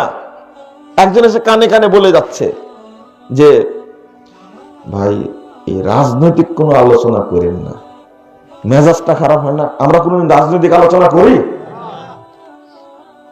আরে যে পরামর্শ দিল ওই কই, তাকে কেন বসে থাকতে হবে? তুই পরামর্শ দিয়ে পালায় চলে যাবে কেন? বলি কি শোনো আগে, ধাপ তুলতে পারো কিনা সেটা দেখো আগে। হ্যাঁ, একদিন বক্তব্য দিচ্ছিলাম, প্রোগ্রাম বন্ধ করে দিল, দেওয়ার পরে আবার প্রোগ্রামটা চালু করলো। ওসি সাহেব উপস্থিত থাকলেন, বক্তব্য দিলাম মাদকতার বিরুদ্ধে, হারামের বিরুদ্ধে। যাওয়ার পথে বলছে যে এক পা সামনে গেলে দুই পা পিছনে আগাচ্ছে। কেন, সমস্যাটা কি আপনার? তো যা শুনলাম আমাদের কি হবে সেটাই চিন্তা করছি। আপনি বসেছিলেন, শুনলেন, আপনাকে ধন্যবাদ দিলাম, পরবর্তী চেঞ্জ হবে কিনা জানি না। অনুশোচনাই হোক, ভদ্রতাই হোক, সম্মানে হোক, মর্যাদাই হোক, ঢাকায় পৌঁছা পর্যন্ত আমার খোঁজ নিয়েছেন যে আমি ঠিক মতো ঢাকায় পৌঁছেছি কিনা। পরে বললাম এই প্রোগ্রামটা আপনি বন্ধ করেছিলেন, আর আজকে উল্টা আপনি খোঁজ নিচ্ছেন। আমরা বক্তব্যে যা বলি সেটা হলো মানুষের অন্তর সংস্কার, পরিবার সংস্কার, ব্যক্তি সংস্কার। চেষ্টা করি মানুষের মধ্যে থেকে যেন কোন রকমের ত্রুটি ঢুকাবার জন্য মানুষ না হয়, উদ্দেশ্য থাকে এইটা। এটা সূক্ষ্ম যে কথাটা বললাম, আপনাকে হুজুর যত বড় কড়া ফতোয়া দিক না কেন, আপনি স্পষ্ট জেনে মধ্য সত্যভোগী কেউ যদি ঢোকে তাহলে এটা কি হয়ে যাবে? হারাম হয়ে যাবে। এখন এইটাই বাজারে চলছে, এটাই বাজারে কি চলছে বুঝেই না। ফ্ল্যাট কিনে ফেলেছে, বিশাল ফ্ল্যাট কিনেছে ব্যাংকের মাধ্যমে। আর বেটা যতদিন বেঁচে থাকবি সুদের টাকা তৈরি করা ফ্ল্যাট, কোনদিন ইবাদত কবুল হবে না। আল্লাহ রাসূল সাল্লাল্লাহু আলাইহি ওয়াসাল্লাম বলছেন, 205 পৃষ্ঠা খুলুন সহিহ মুসলিম প্রথম খণ্ডের, ইন্নাল্লাহা তাইয়্যিব লা ইয়াকবালু ইল্লা তাইয়্যিবা, নিশ্চয় আল্লাহ পবিত্র, তিনি পবিত্র বস্তু ছাড়া কবুল করেন না। ইন্নাল্লাহা তাইয়্যিব, নিশ্চয় আল্লাহ পবিত্র, লা ইয়াকবালু ইল্লা তাইয়্যিবা, পবিত্র বস্তু ছাড়া কবুল করেন না। আল্লাহ রাব্বুল আলামিন বলছেন পবিত্রটা খাও, রাসূল বললেন পবিত্র ছাড়া কবুল হয় না। আমি কেন হারামের সাথে জড়িয়ে গেলাম? হারাম খাচ্ছি কেন আমি? যেটাই হারাম হবে শুধু তাই একটা জিনিস, দুর্নীতি আর আত্মসাৎ যেভাবে ঢুকে গেছে। এই যে আপনি বিয়ে করলেন, ওইদিকে নাই গেলাম, শুধু দোষ দেয় এমপি মন্ত্রী চুরি করে, চেয়ারম্যান চুরি করে। আপনি বেটার বিয়ে দিতে গিয়ে কি করলেন? কি করলেন? যৌতুক নিলেন কেন? আপনার কি লজ্জা আছে, শরম আছে, হায়া আছে আপনার? পালসার গাড়ি নিলেন, বিআইকে বলছে বিআই সাহেব বিয়ের পরে এইগুলো দিন, আগে দিলে মানুষ বলবে যে ডিমান্ড নিয়ে করেছে। এই এক বসায়টা বুঝেন, এই প্রতারণার দরকার ছিল? এটা করেন কেন? এটাও তো হারাম। যে ফ্রিজ নিয়েছেন শ্বশুরের কাছ থেকে, পালসার গাড়ি নিয়েছেন, প্রিমিয় গাড়ি নিয়েছেন, ফ্ল্যাট নিয়েছেন, জায়গা নিয়েছেন, বাড়ি নিয়েছেন, অপেক্ষায় থাকুন ওই যৌতুকের বাড়ি নিয়ে কাল কিয়ামতের মাঠে কাঁধে করে নিয়ে উপস্থিত হতে হবে। উপায় নাই, কত সহজ না। এটা আল্লাহর ঘোষণা। আল্লাহ বলছেন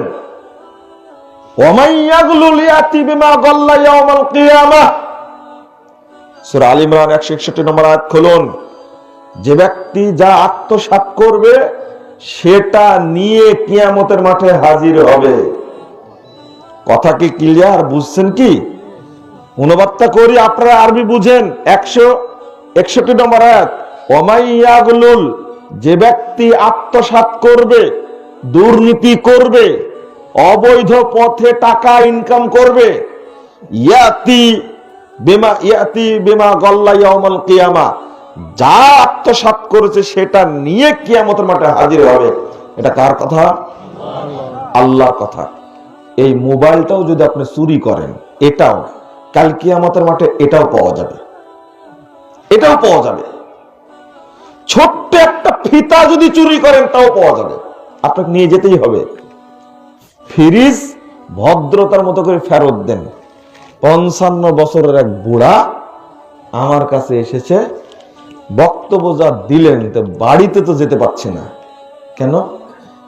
বলছে ওই সময় বিয়ে, সব দাড়ি সাদা হয়ে গেছে। ওই সময় আমার শ্বশুর আমাকে কয়েকটা জিনিস দিয়েছিল, এটা কিন্তু যৌতুক আকারেই। এখন কি করব বলেন দেখি, শ্বশুরও মারা গেছে, শাশুড়ি মারা গেছে, এই অবস্থাটা কি? কি উত্তর দিবেন? বক্তব্য রাখছি অন্তত 5000 মানুষের সামনে। একজন লোক আমার কাছে আসছে ফতোয়া নেওয়ার জন্য, আমার করণীয় কি? ঈমান কি সবার মধ্যে আছে? না, কিছু লোকের মধ্যে আছে। একজন ব্যক্তি স্বীকার করলো যে আমার বলা যায় সম্পূর্ণ দুর্নীতি করা টাকা দিয়ে একটা বিভাগীয় শহরের কথা বলছে, 12 বিঘা জায়গা আছে শহরের মধ্যে, তা অন্তত মানে উনি বললেন প্রায় এটা 50-60 কোটি টাকা না, 100 থেকে 150 কোটি টাকার সম্পদ হবে। তবে পুরোটাই অর্জন করা হারাম টাকা। আমাকে ফোন দিয়ে বলছে, আমি বলছি আপনি ফোন দিলেন কি করে, স্বীকার করছেন কেমনে? তো বলছে না, মরতে হবে এটা আগে বুঝিনি, এখন বুঝি। আমি বললাম, উনি বলছেন যে কি করা যায়? আমি বললাম যে একটা কাজ করেন, আপনি এই জমিগুলো দুস্থ দরিদ্র এতিমদের জন্য আপনি বরাদ্দ করে দেন, এছাড়া বাঁচার কোনো পথ নাই। প্রথম বললাম, যার কাছে যত কোটি টাকা নিয়েছেন, যত টাকা নিয়েছেন, আগে তার কাছে সেগুলো কি করেন? ফেরত দেন। আমি 2 বছর আগের কথা বলছি। আর একজন আমাকে বলেছিলেন যে আমার কাছে 35 লক্ষ টাকা আছে, সুদের টাকা, হারাম টাকা। আমি জানি যে এগুলো সুদের টাকা, প্রকাশ্য সুদের টাকা। এইটা আমি কি করব? সেম বলেছি, এইটা মসজিদে দেওয়া যাবে না, হারাম টাকা। এটা আপনি দুস্থ গরিব মানুষ তাদের বাড়ি ঘর করে দেন, একান্ত যারা এতিম বিধবা চলতে পারে না তাদের মধ্যে আপনি দিয়ে দেন। তবে আত্মীয় স্বজনকে দেওয়ার চেষ্টা করবেন না, আর নেকির আশা করবেন না। একটু নেকি থাকতে পারে, একটু। কোন দিক থেকে নেকিটা থাকবে? ওই 35 লক্ষ টাকা যে কনসাল্ট করার জন্য যদি দেয় তাহলে কি হবে? পাপ হবে। আর ও দিচ্ছে কি করার জন্য? জনকল্যাণে। টাকার কারণে নেকি হবে না, হয়তো জনকল্যাণে দিচ্ছে, হয়তো আল্লাহ সেই কারণে নেকি দিতেও পারে। তবে এটা আল্লাহ ভালো জানে, আমরা বলতে পারবো না, কারণ টাকাটাই কিসে? হারাম। টাকাটাই কি?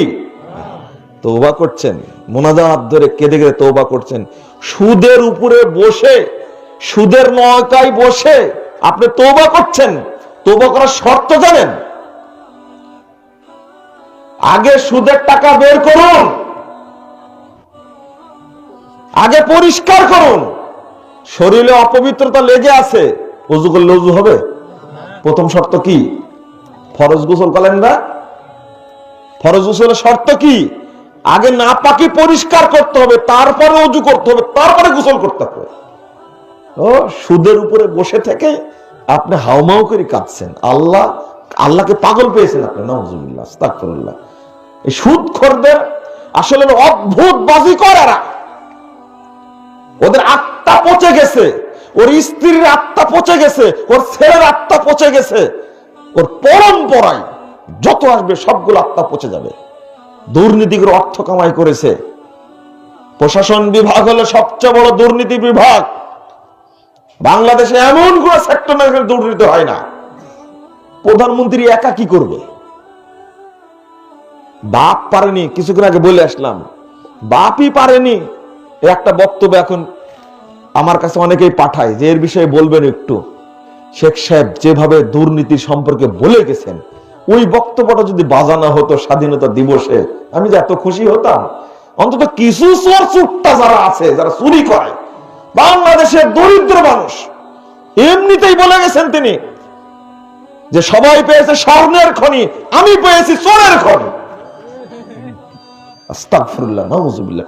সেই যুগের কথা বলছি আমি, সেই 71, 72, 73 সালের কথা বলছি। সেই সময় আমাদের জন্মই হয়নি, সেই সময় বলছেন কেবল একটা দেশ স্বাধীন হয়েছে, তখন বলছেন যে 7 কোটি মানুষের 8 কোটি কম্বল আমারটা কই। আজীব, চোরের দেশ। প্রধানমন্ত্রী একা হয় কি করবেন? উনি নিজেই বলছেন বক্তব্যে, আমার সামনে চোর, পিছনে চোর, চারিদিকে চোর, চুরটাই ভর্তি। ওইটাই তো বাস্তব। এখন দুর্নীতি এত চলছে, আমি বলি আরো কঠোর হতে হবে। বাংলাদেশের মানুষ যে কোনো সময় দুর্নীতির বিরুদ্ধে পদক্ষেপ নিলে সরকারকে সবসময় সহযোগিতা করবে। এই চোর চুট্টাদেরকে মানুষ ভালোবাসে? একজনকেও ভালোবাসে না। একটা কি বলবো, একটা ড্রাইভার কত বদের বদ দেখেন, ইসলামের দুর্নাম করলো। ও বদমাসের মাথায় টুপি, মুখে বড় দাড়ি, কি যেন নাম এই বদমাসটা, এত টাকা চুরি করেছে, এত টাকা চুরি করেছে। সাইনবোর্ড হলো টুপি, দাড়িটা হলো কি সাইনবোর্ড। হাদিসটা শুনে রাখুন, আমি সকলকেই বলছি, আমার বক্তব্য সব জায়গায় যাবে। আপনি পুলিশে চাকরি করেন, পুলিশ প্রশাসন হোক আর সিভিল প্রশাসন হোক, যেখানে চাকরি করেন না কেন, আপনি না সচিবালয়ে চাকরি করেন, না কাস্টমসে চাকরি করেন, না পাসপোর্ট অফিসে চাকরি করেন, বাংলাদেশের যে কোনো সেক্টরে আপনি চাকরি করবেন, সেখান থেকে আপনি সুদ ঘুষ নিবেন, রাষ্ট্র কোষাগার থেকে টাকা চুরি করবেন, এটা আপনার বাপের পৈতৃক সম্পত্তি না, এটা বাংলাদেশের জনগণের সম্পদ। এটা আপনার বাপ কি চুট্টা ছিল? আপনি পাসপোর্ট অফিসে বসে থেকে চুরি করেন, কৃষকের টাকা চুরি করেন আপনি ভূমি অফিসে বসে থেকে। আপনি মানুষ না জানোয়ার।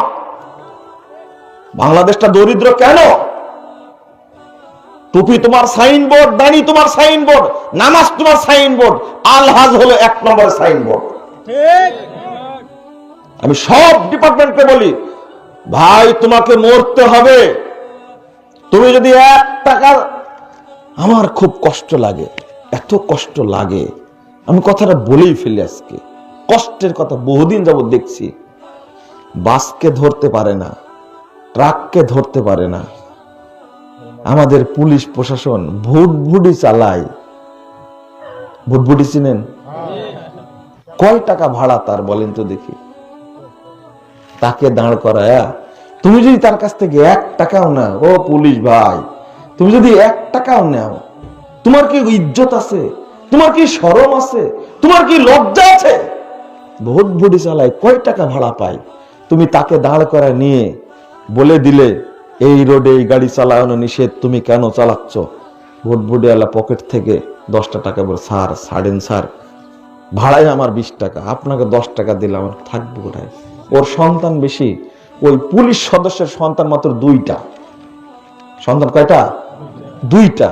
আর ওই ভুটভুটি চালায়, ও তো পরিবার পরিকল্পনা বুঝেই না, ওষুধ পাতি খেয়ে যে বন্ধ করতে হবে তো বুঝেই না। বছরে বছরে বাচ্চা হয়। ওর বাড়ি গিয়ে দেখেন বাচ্চা 4-5টা। এই কাল কিয়ামতের মাঠে আল্লাহর কাছে দাঁড়াবে মুখ উজ্জ্বল হয়ে।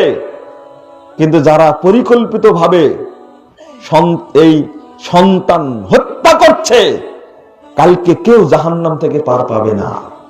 ওর সন্তান বেশি, ওর ভাড়া কম। রিকশাওয়ালা এদিক দিয়ে ঢুকেছে, রিকশাওয়ালাকে বন্ধ করে দিলেন আপনি। রিকশাওয়ালাও দেশের মানুষ, ও দরিদ্র, তাকে আপনি মাফ করেন, বলেন। আর যারা বড় বড় ডাগা ডাগা দুর্নীতিবাজ, তাদেরকে ধরতে পারছে না, তারা ধরাছোঁয়ার বাহিরে। তারা চলছে প্রাজেরো গাড়ি নিয়ে, তারা চলছে ল্যান্ড ক্রুজার গাড়ি নিয়ে চলছে, তাদেরকে ধরবে কি করে? ধরছে। আমার এত কষ্ট লাগে, আফসোস লাগে, যে এইটা মানে কি, ওটা আবার বললাম নসিমন নাম রাখছে, কি নসিমন, এইটা চালায় কয় টাকা পায়, এর কাছ থেকে 2 টাকা যদি নেয়, একটা পিক আপ চালায়, ছোট গাড়ি কি বলে, পিক আপ বলে না, দাঁড় করা রেখে দিছে, রাস্তায় দাঁড় করা রেখে দিছে, ওর কাছ থেকে টাকা নেবে। তাই বড় বড় গাড়ি চলে তাদের কাছে টাকা নিলে হয় না? নিবেনই কেন আপনি, নিবেন কেন আপনি? প্রয়োজনে চাকরি ছেড়ে দেন, অন্য চাকরি করেন আপনি। রাগ করছেন আপনারা?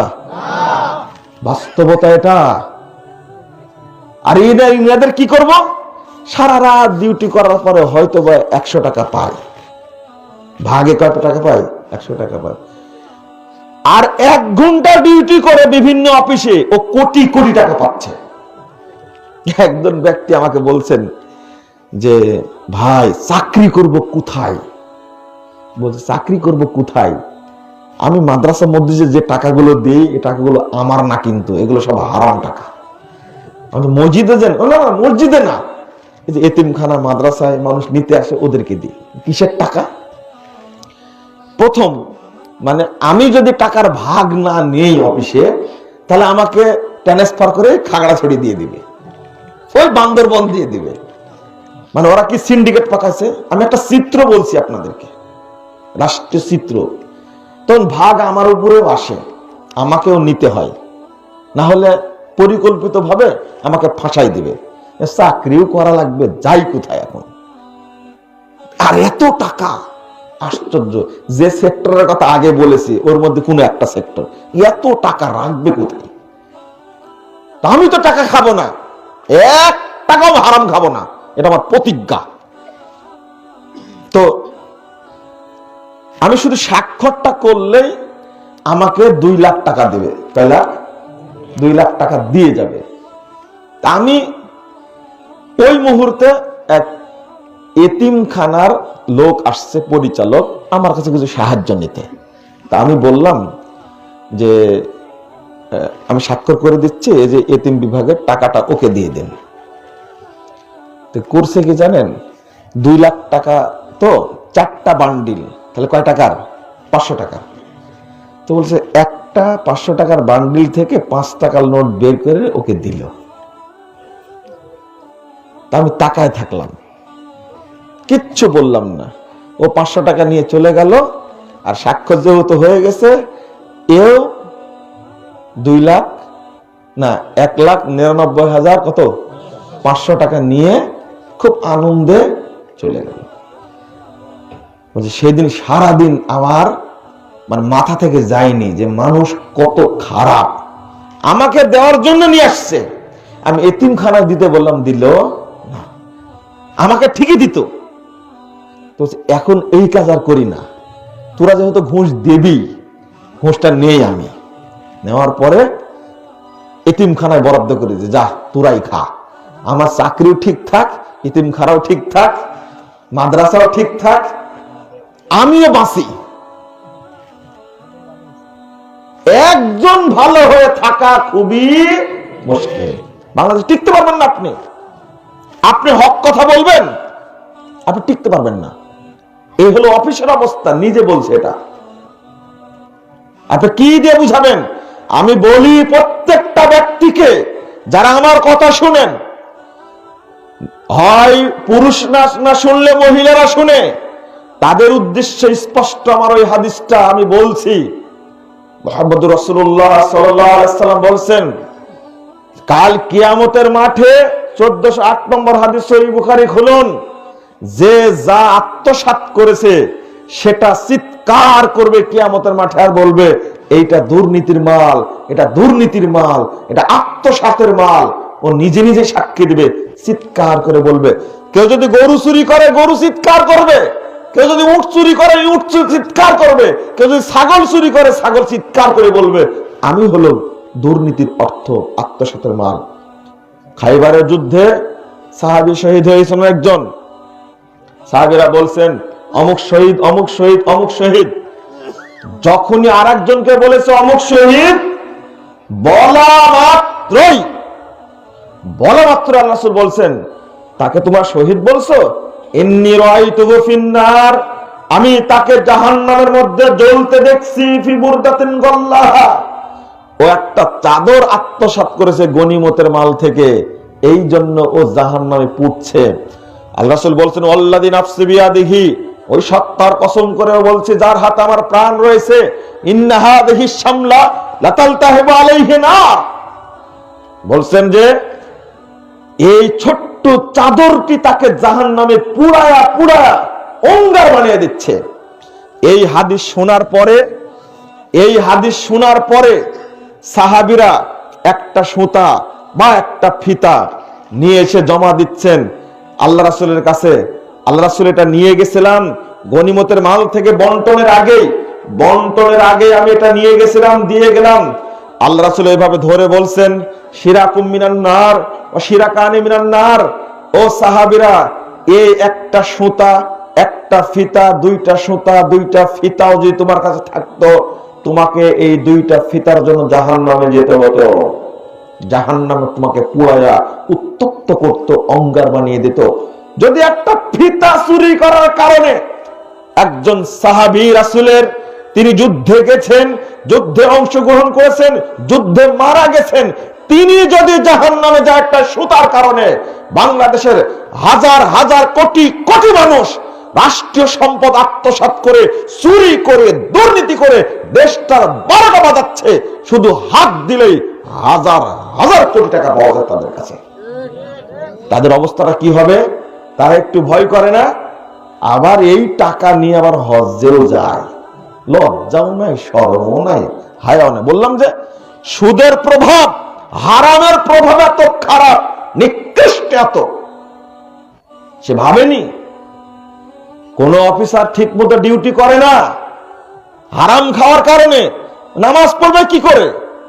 নামাজ পড়ে জামাইয়ের ভয়ে, জামাই নামাজ পড়ে শ্বশুরের ভয়ে। জামাই নামাজ পড়ে কিসের ভয়ে? শ্বশুরের ভয়ে। ভালো হয়ে কি করবেন? শহর কেন্দ্রিক দেখেন, বিশেষ করে ঢাকা কেন্দ্রিক যে অবস্থাটা, যারা ঢাকায় অবস্থান করে, কোন পরিবারের মধ্যে শান্তি বলতে কিছু নাই। টাকা আছে, আরে সুখ আছে রে, শান্তি না। শান্তি থাকবে কি করে? ঘুমের ট্যাবলেট না খালে ওর ঘুমই হয় না, মেডিকেলে যাওয়া লাগে। কেন? বড় কোম্পানির ব্যবসা, কিন্তু ব্যাংকে লোন আছে কয়েক হাজার কোটি টাকা। ও শান্তি পাবে কোনোদিন? বউ বাচ্চা কি করে খোঁজই রাখে না। এক ছেলে আর এক মেয়েকে নিয়ে ঘুরে, আর এক ছেলে আর এক মেয়েকে নিয়ে ঘুরে। অবস্থা কি? এইরকম পরিবারটা অশান্তি, বিয়ে হয় না, মানে বয়স হয়ে যাচ্ছে 40 বছর, 50 বছর, 48 বছর, 45 বছর, মেয়ের বিয়ে হয়ে যাচ্ছে, বিয়েই হয় না। মেয়ে নাকি বিয়ে করতেও চায় না। কি চমৎকার ব্যাপার! কেন বিয়ে করবে? এখন যে সংস্কৃতি, এক কুলাঙ্গার নিজে সাক্ষাৎকার দিচ্ছে, আমার এই 31 বছর বয়সে 53টি মেয়ের সাথে আমার দৈহিক সম্পর্ক হয়েছে। কেন এটা নষ্ট হয়েছে বলেন তো? ওর বাপ আছে না, ওর মা আছে না? কেন নষ্ট হয়েছে? নষ্ট হওয়ার পিছনে কারণ, অফিস থেকে হারাম টাকা উপার্জন করেছে, আর ওই হারাম টাকা ঢালছে তার সন্তানের উপরে, সন্তান নষ্ট হয়ে গেছে। খেয়াল করেছেন আপনারা? ওই সন্তানের মাধ্যমে কোনোদিন ভালো কিছু আশা করা যায় না। মা হতে হবে হাজেরা, বাপ হতে হবে ইব্রাহিম, তবেই তাদের পেট থেকে বের হবে ইসমাইল। যতক্ষণ পর্যন্ত মা ভালো না হবে, ওই যে যৌতুর কথা বলছিলাম, চুট্টা মার্কা বাপ, বিসিএস ক্যাডার ছেলে, আর যে মেয়েটাকে ধরে নিয়ে আসছে, বিয়ে দিয়ে নিয়ে আসছে, এ হলো ঢাকা বিশ্ববিদ্যালয়ে পড়া, রাজশাহী বিশ্ববিদ্যালয়ে ইংরেজিতে পড়া, এমন একটা খান্নাস যে মানে কি, বুরকা তো দূরের কথা, জীবনে উড়লোটা পড়েনি, হাফ প্যান্ট পরে আজীবন ঘুরে বেড়াচ্ছে। পহেলা বৈশাখে কোথায় যে থাকছে তার ঠিক নাই। ওর কতবার যে কত ছেলের সাথে সম্পর্ক তার ঠিক নাই। আর শ্বশুর বাপজি খুব অহংকার করে বলছে, মুড়ে বসে চাষটেলে বলছে, বৌমা একখান পেয়েছি, ঢাকা ইউনিভার্সিটিতে আইনে মাস্টার্স করা। এটা বৌমা না, এটা হলো করোনা ভাইরাস, এটা করোনা আপা, এটা করোনা ভাইরাস। এটা বৌমা কি করে হলো? আপনার পরিবারকে ধ্বংস করবে, আপনার আত্মীয়দেরকে ধ্বংস করবে, ওই ভাইরাস নষ্ট করে দেবে। যে জীবনে বুরকা পরেনি, ফতুয়া পরে ঘুরে বেড়াইছে, হাফ প্যান্ট পরে ঘুরে বেড়াইছে, তাকে নিয়ে আপনি গর্ব করছেন? কারণটা হলো একটাই, ছেলেটা বিসিএস ক্যাডার, মেয়ের বাপ তাকে ডোনেশন দিয়েছে কত না 50 লাখ হবে, একটা ফ্ল্যাট দিয়েছে আর একটা প্রিমিয়াম গাড়ি দিয়েছে। ফ্ল্যাটের দাম হলো 1.5 কোটি টাকা আর প্রিমিয়াম গাড়ির দাম হলো 36 লাখ টাকা। সব মিলে কত হচ্ছে এবার হিসাব করেন আপনারা। এখন এই চুল কাটা, হ্যাঁ, সামনের চুল পিছনের চুল কাটা, হ্যাঁ, এই মহিলা এই বিশেষ ক্যাডার ভদ্র ছেলেটার কথা শুনবে? ও কোনো দিনই না, শুনবেই না, কোনোদিন শুনবে না। একদিন বাড়িতে এসে দেখছে যে বউ নাই, ফোন দিচ্ছে, তুমি কোথায়? আচ্ছা আমি একটু টাঙ্গাইল শহরে আসছি। তুমি শহরে আসছো, আমাকে জানাবো না? জানাবো মানে আমি কি তোমার গোলাম নাকি? থামো, বাড়ি আগে আসি। বাড়িতে আসার পরে তুমি আমাকে কি বললে? তোমার অনুমতি নিয়ে আমাকে টাঙ্গাইল শহরে যেতে হবে। টাঙ্গাইল শহরে যাবো, আমাকে জানাবে না তুমি? তুমি, আমি কি তোমার গোলাম? তুমি বলতে শরম করো, লজ্জা করো না? যে বাড়িতে আছো এই বাড়িটা আমার বাপের দেওয়া, যে গাড়িতে চলো এই গাড়ি আমার বাপের দেওয়া, যে খাটে তুমি ঘুমাও খাটটা আমার মা দিয়েছে, ফ্রিজটা আমার খালা দিয়েছে। এরপরে বলো এখন বিশেষ ক্যাডার ছেলে বলে আল্লাহ তুমি মরণ দাও। ওর মুনাজাত একটাই, আল্লাহ তুমি মরণ দাও। আবার খান্নাসকে বিয়ে করেছেন, ও আছে জাহান্নামে, মরলে যাবে কোথায়? জাহান্নামে।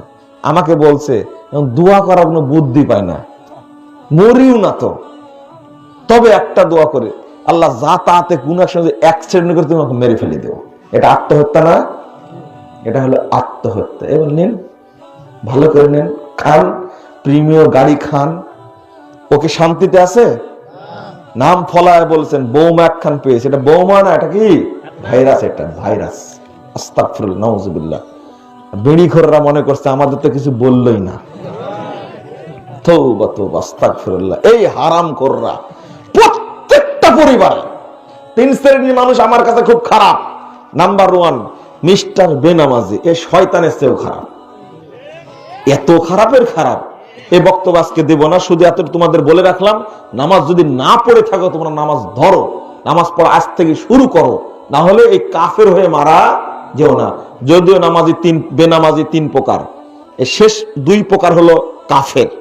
এক প্রকার হলো সালাতকে অস্বীকার করে, টিট করে, হ্যাঁ নামাজ পড়ে কি হবে, খামাখা সময় নষ্ট করিস কেন মসজিদে গিয়ে। এরা খাঁটি কাফের, কাঁচা নগদ টাটকা কাফের এরা। 2 যারা ইচ্ছায় সজ্ঞানে বুঝে জেনে সালাত পড়ে না, এরাও কাফের। এক ওয়াক্ত সালাত না পড়লেও কাফের, এই বদটা কাফের।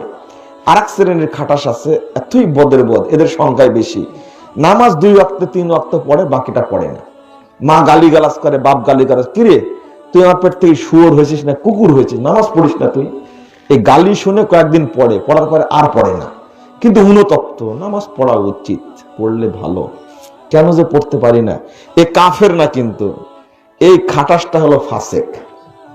কি এ? ফাসেক। আপনারা যদি এর মধ্যে থাকেন, হ্যাঁ, কেউ দয়া করে নামাজ পড়া শুরু করবেন। কথা বোঝা গেছে?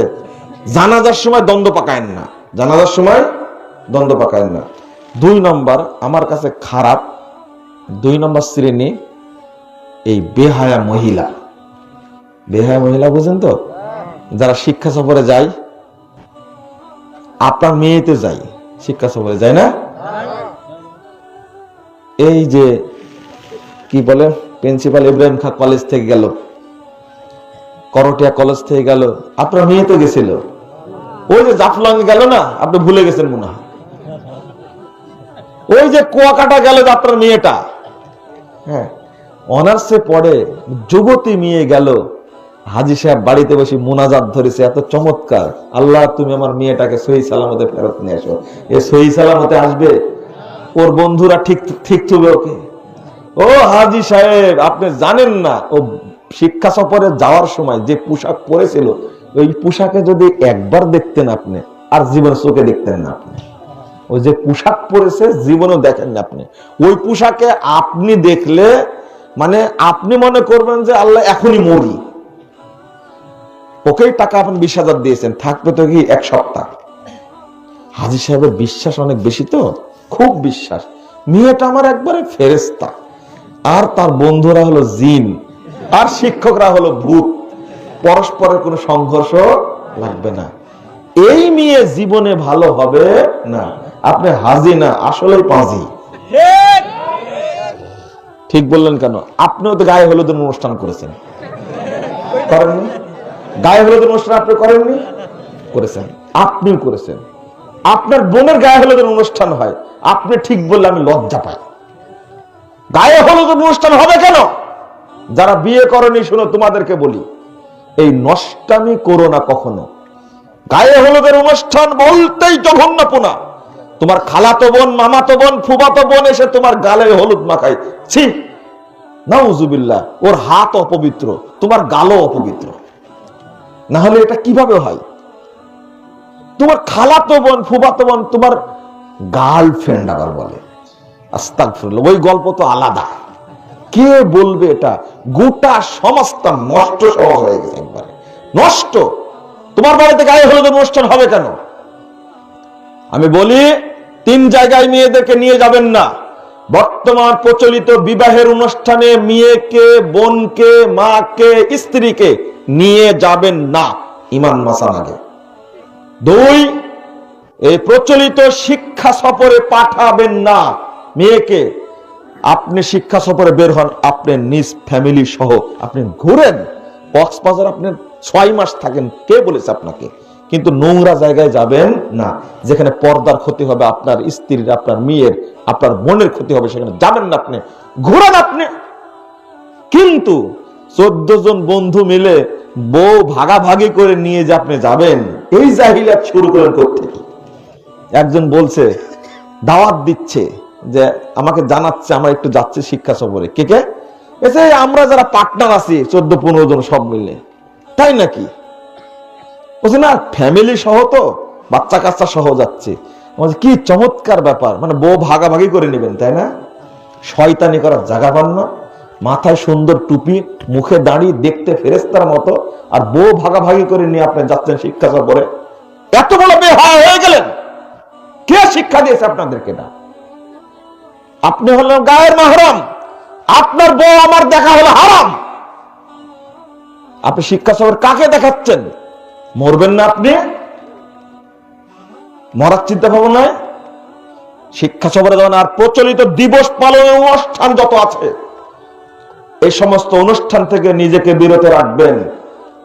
এই 31st নাইট করে না, এই 2 দিন পরে আসতেছে, যে অবস্থাটা হবে। আর এই যে নোংরা পহেলা বৈশাখ, যেটা জাতিটাকে ধ্বংসই করে দিল। দেশটা এখন ধর্ষণের রাজ্য। কারণটা কি? আমাদের ওয়াজ করে, আপনারা একটু পর্দা সম্পর্কে বললেন। ও, আমটা ছিলে রেখে মাসিকে নসিহত করা, তাই না? তোমাদের কোনো দায়িত্ব নাই? হোটেলে অভিযান চালান। বক্তব্য দেওয়ার সময় তো বলাই যায়, ধর্মীয় অনুশাসন মেনে চলুন। কি সুন্দর বলি, দেখে কি চমৎকার কথা। ধর্মীয় অনুশাসন আমাদেরকে মেনে চলার কথা বলছেন, ধর্ম সম্পর্কে কথা বলবো, কিন্তু আপনারাও সাবধান হন। হোটেলে হোটেলে কেন পতিতালয়ের ব্যবসা চলছে, এটাকে বন্ধ করো। ঠিকই বন্ধ হবে। তা আপনারা চুপচাপ আঙ্গুল চুষবেন, আর হুজুরেরা পর্দার ওয়াজ করবে, তাই না? কি চমৎকার ব্যাপার। ধর্ষণ কি জন্য হচ্ছে? শুধু একজন বলেছে মহিলাদের পোশাকের ক্ষেত্রে সাবধানতা অবলম্বন করা উচিত, সব ঝড়ার উপরে। আমার মহিলারা দুধে ধোয়া, তাই না? তোমাদেরকে আল্লাহ যেটা বলেছে তোমরা এটা করো না কেন? পুরুষদেরকে বলে তোমরা মানে চক্ষু অবনত রাখো, তোমরা দেখো না। পুরুষকেও বলেছে, নারীকেও বলেছে, কিন্তু নারীর ক্ষেত্রে যে কথাগুলো বলা হয়েছে, সেটা পুরুষরা হলো বাহিরের মানুষ, আর নারীরা হলো কি? ঘরের মানুষ। আল্লাহ বলেছেন সূরা আহজাব 33 নম্বর আয়াত, ওয়াকারনা ফি বুয়ুতিকুন্না ওয়ালা তাবাররাজনা তাবাররুজাল জাহিলাতিল উলা। আচ্ছা, একটা পুরুষ মানুষের প্রতি যে আকর্ষণ, মহিলাদের প্রতি আকর্ষণ কি এক সমান? আল্লাহ তাদেরকে সৃষ্টি করেছে এইভাবে। 1173 নম্বর হাদিস, তিরমিজি খুলুন, আল্লাহ রাসূল বলছেন, আলমাররাতু আওরা, মহিলা হলো লজ্জার বস্তু, ঢেকে রাখার বস্তু। এইভাবে তাদেরকে মুড়িয়ে রাখতে হবে। ফাইদা খরাজাত ইস্তাশরাফা শয়তান, যখনই বের করা হয় মুড়ক থেকে, তখন শয়তান তাকে জেনা করার জন্য উদ্বুদ্ধ করে। তাহলে মহিলাদেরকে ঢেকে থাকতে হবে না? ও শুধু পুরুষদের দোষ? ধর্ষণ কেন হচ্ছে? বন্ধুরা আমার, কথা বলতে গিয়ে অনেক কথাই চলে আসে। আগে এক বাক্যে ভারতীয় নোংরা চ্যানেলগুলো বন্ধ করে দিন। দেখবেন, আমাকে এক জায়গায় দেখাইছিল, কি ইত্যাদি করে নাম কি, সংকেত। এই সংকেত বলছে যে পারিবারিক বিচ্ছেদটা ঘটছে বাহিরের চ্যানেলগুলির কারণে। এটা আমার কথা না। কেন বন্ধ করেন না? আগেটা বন্ধ করেন। 2 নম্বর, ইউটিউব নিয়ন্ত্রণ করেন, ফেসবুক নিয়ন্ত্রণ করেন। অন্য দেশে করা হয়, আমাদের দেশে হবে না কেন? তাহলে ধর্ষণ কমে যাবে ইনশাআল্লাহ। আগে তো ইসলামের বিরুদ্ধে খুব বলেছেন, আজকে বলছেন কেন? তুমি গত বছরে বললে যে এটা হলো মহিলাদের স্বাধীনতা। ধর্ষণের সময় ছেলে যেমন তৃপ্তি অনুভব করে, মেয়েও তেমন তৃপ্তি অনুভব করে। তুমি কত বড় খান্নাস, কত খারাপ, তুমি এত জঘন্য হয়। আর আজকে তুমি বলছো, মানে ও মনে শিকার হয়েছে, আজকে তুমি বলছো যে ধর্ষককে স্পটে মেরে ফেলতে হবে। আর ইসলাম 1400 বছর আগে বলেছে এটা। তুমি আজকে ইসলামের বাণী স্বীকার করছো কেন? ঠেলার নাম বাবজি, তাই না? এখন ইসলামের কাছে আত্মসমর্পণ করছে কেন? ধর্ষণের মৃত্যুদণ্ড কার্যকর করার চেষ্টা চলছে, মৃত্যুদণ্ড দিয়েছে, এখন কার্যকর হয়নি, হয়তো হবে বাংলাদেশ ইনশাআল্লাহ। এখন ইসলামের কাছে আসলে কেন? এখন আসলে এখন ইসলামের কাছে? আগে বন্ধ করো, পথ বন্ধ করো। আগে পহেলা বৈশাখের মতো এই নষ্ট দিবস, 14ই ফেব্রুয়ারির মতো বেশ্যা দিবস আর সুন্দরী প্রতিযোগিতা বাংলাদেশের নারী পুরুষকে ধর্ষণের থেকে উদ্বুদ্ধ করেছে। আগে ওইগুলো বন্ধ করুন, লাক্স প্রতিযোগিতা বন্ধ করুন। আর যত সিনেমা হলগুলো আছে, সব হলে যে নেকেট যে অবস্থা, এইগুলো বন্ধ করে দিন। ধর্ষণ ইনশাআল্লাহ এমনি বন্ধ করে। আর শাস্তি যারা করেছেন কার্যকর করুন। এতদিন সময় লাগবে কেন?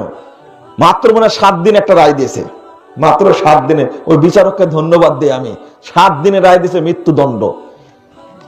আর আর মাত্র 3 দিনের মধ্যে ওকে ঝুলায় দাও, ধর্ষককে ঝুলায় দাও। হ্যাঁ, প্রেম প্রীতির কারণেও এটা হয়। গার্লফ্রেন্ড আর বয়ফ্রেন্ড যখন বিচ্ছিন্ন হয়, তখন মামলা হয় ধর্ষণের। এটাও ঠিক। তোমরা আগে যেগুলো করেছো, 5 বছর গার্লফ্রেন্ড থাকছো, বয়ফ্রেন্ড থাকছো, থেকে নিজের যৌবন জীবন সব নষ্ট করেছো, এরপরে বলছো ধর্ষণের শিকার হয়েছে। সম্পর্ক ছিল 5 বছরের, শয়তানি করার জায়গা পাও না তুমি। আর বাপ ধর্ষণের মামলা দিল, বাপও বদমাস। কারণ ঢাকায় পাঠাচ্ছে টাঙ্গাইল থেকে মেয়েটাকে, নিজের মেয়েকে পাঠাচ্ছে চাচাতো ভাইয়ের সাথে, খালাতো ভাইয়ের সাথে। ওই বাপ খারাপ না ভালো বলেন তো দেখি? থাকতে থাকতে অনার্সের 3য় বর্ষে পড়ে একদিন দেখে যে নাই, ফোনে পাওয়া যায় না, কোথায় গেল কোথায় গেল, থানায় জিডি করে, ভাইও নাই বোনও নাই। বুঝতে পারেননি? খালাতো ভাই বোন তো নেই। 3 মাস পরে কক্সবাজারে ফোন দিয়েছে, আব্বু আমি তো ভাইয়ার সাথে বিয়ে করে নিয়েছি। তখন বাপ বলছে, তুই আমার মেয়েই না, তোকে বাড়িতে উঠতে দেব না, তোকে সম্পদ দেব না, তুই আবার ফোন দিস না, তুই মরে গেছিস, আর দেখতে পেলে তোকে জবাই করবো। ও তুমি এখন বাপ, আর আগে কি ছিলে? এখন বাপ। ছোট থেকে মানুষ করেছে এগুলো নোংরা পরিবেশে। নিজে আগে বাপ হন, সন্তানকে মানুষ করুন। ধর্ষণের শিকার সবাই হয় না। আপনি আপনার মেয়েকে নিজে ছেড়ে দিলেন কেন? খুব রেয়ার ঘটনা ঘটে, একেবারে নির্দোষ। মানে এই সমস্ত সন্ত্রাসীরা, মদখোররা যেভাবে উৎপেত থাকে মেয়েদের প্রতি, যে ঘটনা ঘটে, স্বামীর সামনে স্ত্রীকে নিয়ে যে ধর্ষণ করে, এটা কি লোমহর্ষক না? বড় জঘন্য পর্যায়ের কারবার। এক শয়তান, বৃদ্ধ শয়তান, মাত্র 2.5 বছরের মেয়েকে, বাচ্চাটাকে তার কাছে রেখে গেছে, মা পার্শ্বের বাড়িতে গেছে কাজে, ওই বৃদ্ধ শয়তানটা 2.5 বছরের শিশুকে ধর্ষণ করেছে। এটা কি দেশ? এটা একটা কেন হচ্ছে এগুলো? ইউটিউব গুলো বন্ধ করে দিন, নিয়ন্ত্রণ করুন এগুলো। আপনি আগে পরিবারকে সামাল দেন। সব চ্যানেলগুলো খোলা রাখছেন, টিভি বসা রাখছেন কেন? ডিশ লাইন কেন আপনার বাড়িতে রাখেনি? যদি পিস টিভি শোনা যায়, পিস টিভি তো বন্ধ। টিভি কি বন্ধ হয়েছে? টিভি বন্ধ হয়নি। ডিশ লাইন বন্ধ করে দিন। যদি রাখতেই চান, আবার আপনি তেলাওয়াত শুনবেন, ভালো কথা শুনেন, সব চ্যানেলগুলো অফ করে দেন, দিয়ে একটা রাখেন। দেখি পারেন কিনা? আপনি পারবেন না। আপনি বইয়ের বাপের কাছ থেকে যৌতুক নেওয়ার কারণে আপনি বইয়েরই গোলাম হয়ে গেছেন। আপনার নিজের ওয়াইফের গোলাম হয়ে গেছেন। আপনি কথা বলতে পারেন না তো। হারামে জর্জরিত সমাজ, সবগুলো থেকে আপনাকে বেরিয়ে আসতে হবে। জাহেলিয়াত থেকে, সুদ, ঘুষ, যত প্রকারের হারামের কথা বললাম, হারাম থেকে বেরিয়ে যদি আসতে পারেন, 5 ওয়াক্ত সালাত যদি আদায় করতে পারেন, ইনশাআল্লাহ আপনার জন্য আমার জন্য জান্নাত হবে ইনশাআল্লাহ। আল্লাহ রাসূল সাল্লাল্লাহু আলাইহি ওয়াসাল্লামকে নোমান বলছেন, 117 নম্বর হাদিস, আল্লাহ রাসূল, ইযা সাল্লাইতুল মাকতুবা, আমি যদি শুধু ফরজ সালাত আদায় করি, আর হালালতুল হালাল ওয়াল হারামতুল হারাম, হালালকে গ্রহণ করব, হারামকে বর্জন করব, ফরজ সালাত আদায় করব, আর হালালটা গ্রহণ করব, হারাম গ্রহণ করব না, তাহলে কি জান্নাতে যাব? আল্লাহ রাসূল সাল্লাল্লাহু আলাইহি ওয়াসাল্লাম বললেন, নাম, তোমার জন্য জান্নাতে রেডি। হারাম বর্জন করুন, আত্মতৃপ্তিতে ইবাদত করুন। আরো যতগুলো পথ আছে, ব্যবসায়ী পথ বলেন, সমস্ত পথে যত হারাম আছে, হারাম থেকে বিরত থাকুন। আমার আব্বা বলতেন একটা নসিহত, বাবা মনে রাখো, ছোটতে বলতেন, যেখানেই থাকো 5 ওয়াক্ত সালাত জামাতের সাথে পড়বা। 5 ওয়াক্ত সালাত মসজিদে গিয়ে জামাতের সাথে পড়বা। 1, 2 নম্বর, কোনোদিন হারাম খাবে না। তখন ছোট, হাদিসও বুঝিনি, এখন দেখছি কথাটা কোনো আলেমের কাছ থেকে হয়তো শুনেছেন, এই হাদিসের সাথে মিলে গেছে। আমি বলবো আপনাদেরকে, হারাম কোনো মতেই যদি যেন ভিতরে না ঢোকে, ঢুকলেই অপবিত্র হয়ে যাবে, দোয়া কবুল হবে না। আগে তওবা করতে হবে, আল্লাহ আমি তওবা করলাম, যেগুলো হারাম টাকা মানুষ পাবে, মানুষের কাছ থেকে আমি নিয়েছি, ওইগুলো জোর করে নিয়েছি, জমি জায়গা নিয়েছি জোর করে, আত্মসাৎ করে, কত জমি যে আত্মসাৎ করে নিয়েছে মানুষ, এইগুলো ফেরত দিয়ে, আল্লাহকে বলেন, আল্লাহ মাপ চাই, তুমি আমাকে ক্ষমা করো। মাপ চাইলে আল্লাহ সব পাপই ক্ষমা করতে পারেন। আল্লাহ তুমি আমাদের উপর রহম করো, আল্লাহুম্মা আমিন। বন্ধুরা আমার, আমি প্রশ্নের উত্তর দিব না, মাফ করবেন। এই বইটা আপনারা সংগ্রহ করবেন সবাই। 1330টা প্রশ্নোত্তর আছে। মাসিক আল ইখলাস এই পত্রিকাটা আপনারা নিয়ে নেবেন অবশ্যই। আর বই মনে হয় নাই, নিয়ে আসা হয়নি। তো যাক, আমি এখন আপনাদের সাথে দোয়াটা পড়ে নিচ্ছি। আপনারা এরপরও আজকে হাদিসটা মানলেন না, বলেই শুরু করেছিলাম। আচ্ছা, 1 মিনিট কি হয়েছে কথাগুলো বলা? ধৈর্যে কুলাই না। আল্লাহ তুমি আমাদের উপর রহম করো, আমিন। সুবহানাকা আল্লাহুম্মা ওয়া বিহামদিকা আশহাদু আল্লা ইলাহা ইল্লা আনতা আস্তাগফিরুকা ওয়া আতুবু ইলাইকা। জান। আসসালামু আলাইকুম ওয়া রাহমাতুল্লাহ।